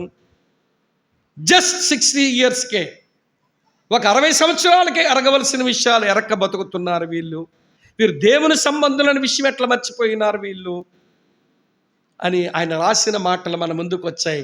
మనము దేవుని సంబంధులం, మనం శాశ్వతమైన వాటికి చెందిన వారం, మనం అదృశ్యమైన వాటి కొర బ్రతుకుతున్న వాళ్ళం, మనం అక్షయమైన వాటితో సంబంధం ఉండి జీవనాన్ని సాగిస్తున్న దేవుని పిల్లలం. మనది అక్షయుడైన దేవుని నమ్మి బతుకుతున్నాం, అక్షయమైన వాక్యంతో పుట్టాం, అక్షయమైన ప్రేమతో యేసుని ప్రేమిస్తున్నాం, అక్షయ అలంకారాల హృదయంలో కలిగి ఉన్నాం, అక్షయమైనటువంటి స్వాస్యం కొరకు ఎదురు చూస్తున్నాం, అక్షయమైన శరీరం ఒకరోజు వస్తుందని ఎదురు చూస్తున్నాం, అక్షయమైన కిరీటం కొరకు మనం బ్రతుకుతున్నాం. కనుక అక్షయత కొరకు బ్రతికే వాళ్ళం క్షయమైపోయేట మీద నుంచి మనసు చంపుకొని వాటి మీద మనసు పెంచుకొని బ్రతికే కృప ఆయన అనుగ్రహించాలని దేవుని వేడుకుంటూ, ఎర్రబాలెం సంఘం ఈ విషయం గట్టిగా ఈ తలంపులు మనసులో పెట్టుకొని, భూమి మీద ఎంతకాలం బ్రతికినా ఎంత సంపాదించినా ఇవన్నీ క్షయమైపోయేవే, దాని మీద మనసు పెట్టి బ్రతికి మన జీవితాలు మనం సార్థకం చేసుకుందాం. అట్టి కృప దేవుడు మనందరికీ ప్రసాదించునుగాక. తల్ల వంచండి, కళ్ళు మూసుకునండి, మోకరించే వెసులుబాటు ఉంటే మోకరించండి. అన్నయ్య వచ్చి ప్రార్థన నడిపించి క్లోజ్ చేస్తారు. తల్ల వంచండి. బయట ఉన్న వాళ్ళు లోపల వచ్చి ప్రేయర్ చేయాలనుకుంటే ఎండ ఉంటే లోపలికి వచ్చేయండి, ప్రార్థన చేసి.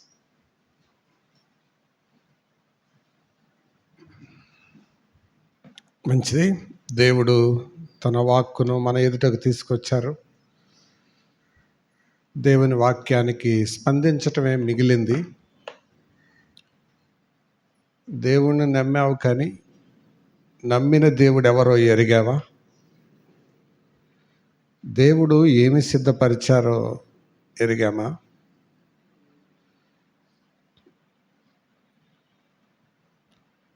అక్షయమైన బ్రతుకు బ్రతుకుతున్నామా? క్షయమైన బ్రతుకు బ్రతుకుతున్నామా? నాశనమైపోయే వాటికి, కరిగిపోయే వాటికి, తరిగిపోయే వాటికి ప్రాధాన్యత ఇస్తున్నామా?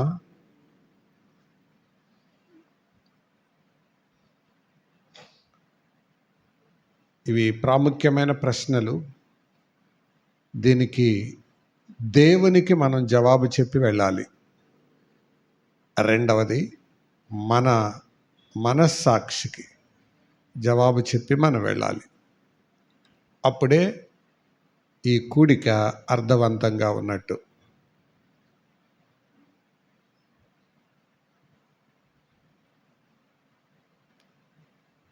వాక్యం అనే అర్థం ముందుకు వచ్చినప్పుడు మనకు ఏం అర్థమవుతుంది?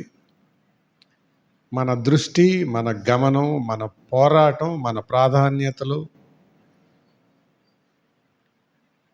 క్షయమైపోయే వాటి కోసమా, అక్షయమైపోయే వాటి కోసమా? వాటికి ఇచ్చే స్థానం ఏంటి? ఉదయం లేచిన దగ్గర నుంచి పండుకునేదాకా క్షయమైన వాటి కోసమే మనం ప్రయాసపడుతుంటే ప్రభువు దగ్గర ఏం బహుమానాలు పొందుకుంటాం చెప్పండి?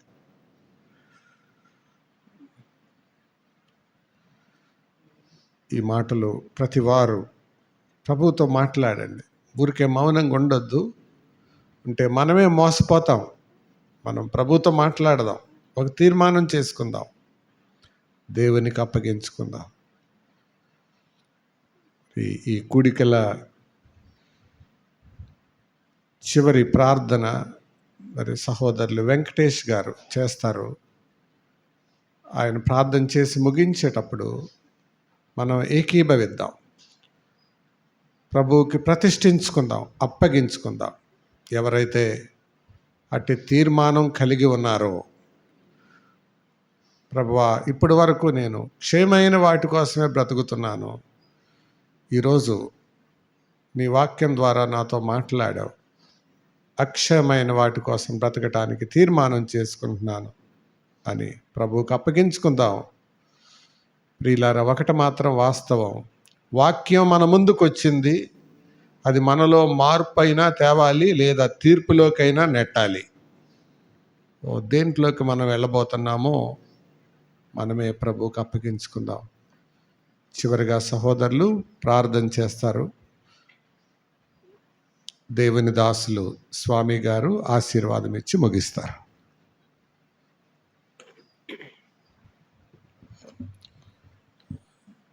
మహిమగల దేవ, అక్షయుడా, అద్వితీయుడా, అనంతుడా, మా ఆశీర్వాదాల దాత, మా దీవెనల కర్త, మధ్యాహ్నం మీ దాసుని నిలువబెట్టి మీరు మా మధ్యకు తెచ్చిన వాక్య సత్యాలను బట్టి స్తోత్రములు. యోహాను యొక్క భారం, వేదన, బాధ్యత జ్ఞాపకం చేయడం. అవును ప్రభా, మీ దాసుల భారం, వేదనతో కూడిన జ్ఞాపకం మాకు జ్ఞాపకం తెచ్చినవి, తెలియజేసిన సంగతులు బట్టి మిమ్మల్ని స్తుతిస్తున్నాము, పూజిస్తున్నాము. అక్షయుడగు మీ మహిమ క్షయమైపోయే మనుషుల యొక్క, పక్షుల యొక్క, జంతువుల యొక్క ప్రతిమ స్వరూపముగా మార్చారు. వాటినే మొక్కాం, వాటినే పూజించాం, మిద్దెల మీదకెక్కి సాగిలపడ్డాం. అలాంటి పరిస్థితి నుండి మమ్మను మీరు తప్పించారు. అక్షయమైన దేవుణ్ణి కలిగి ఉండడానికి, ఆరాధించడానికి కృప చూపారు. దేవుని గూర్చి తెలియశక్యమైనదేదో అది మా మధ్య విశదమై ఉండగా నిశితంగా మేము పరిశీలించలేకపోయాం, పరీక్షించలేకపోయాం. ఆ కుమారుని ప్రత్యక్షత మాకు అనుగ్రహించినందుకు స్తోత్రములు. అక్షయ బీజము నుండి మమ్మను జన్మింపజేశారు. మేము అక్షయ బీజము నుండి పుట్టిన వారమని మీరు మాకు తెలియజేసినందుకు స్తోత్రములు. వాక్యము నిష్ఫలము కాదు, దేవాస్తోత్రములు. సజీవమైన మీ వాక్యం బట్టి స్తోత్రములు మీకు చెల్లిస్తున్నాం, పూజిస్తున్నాం. అలాంటి వాక్యాన్ని, ఫలింపజేసే వాక్యాన్ని మేము కలిగి ఉన్నందుకు కూడా మిమ్మల్ని స్తుతిస్తున్నాం. అక్షయమైన అలంకారాలు, అక్షయమైన స్వాస్థ్యం, ఎన్నో అక్షయమైన కిరీటం. అంతేనా?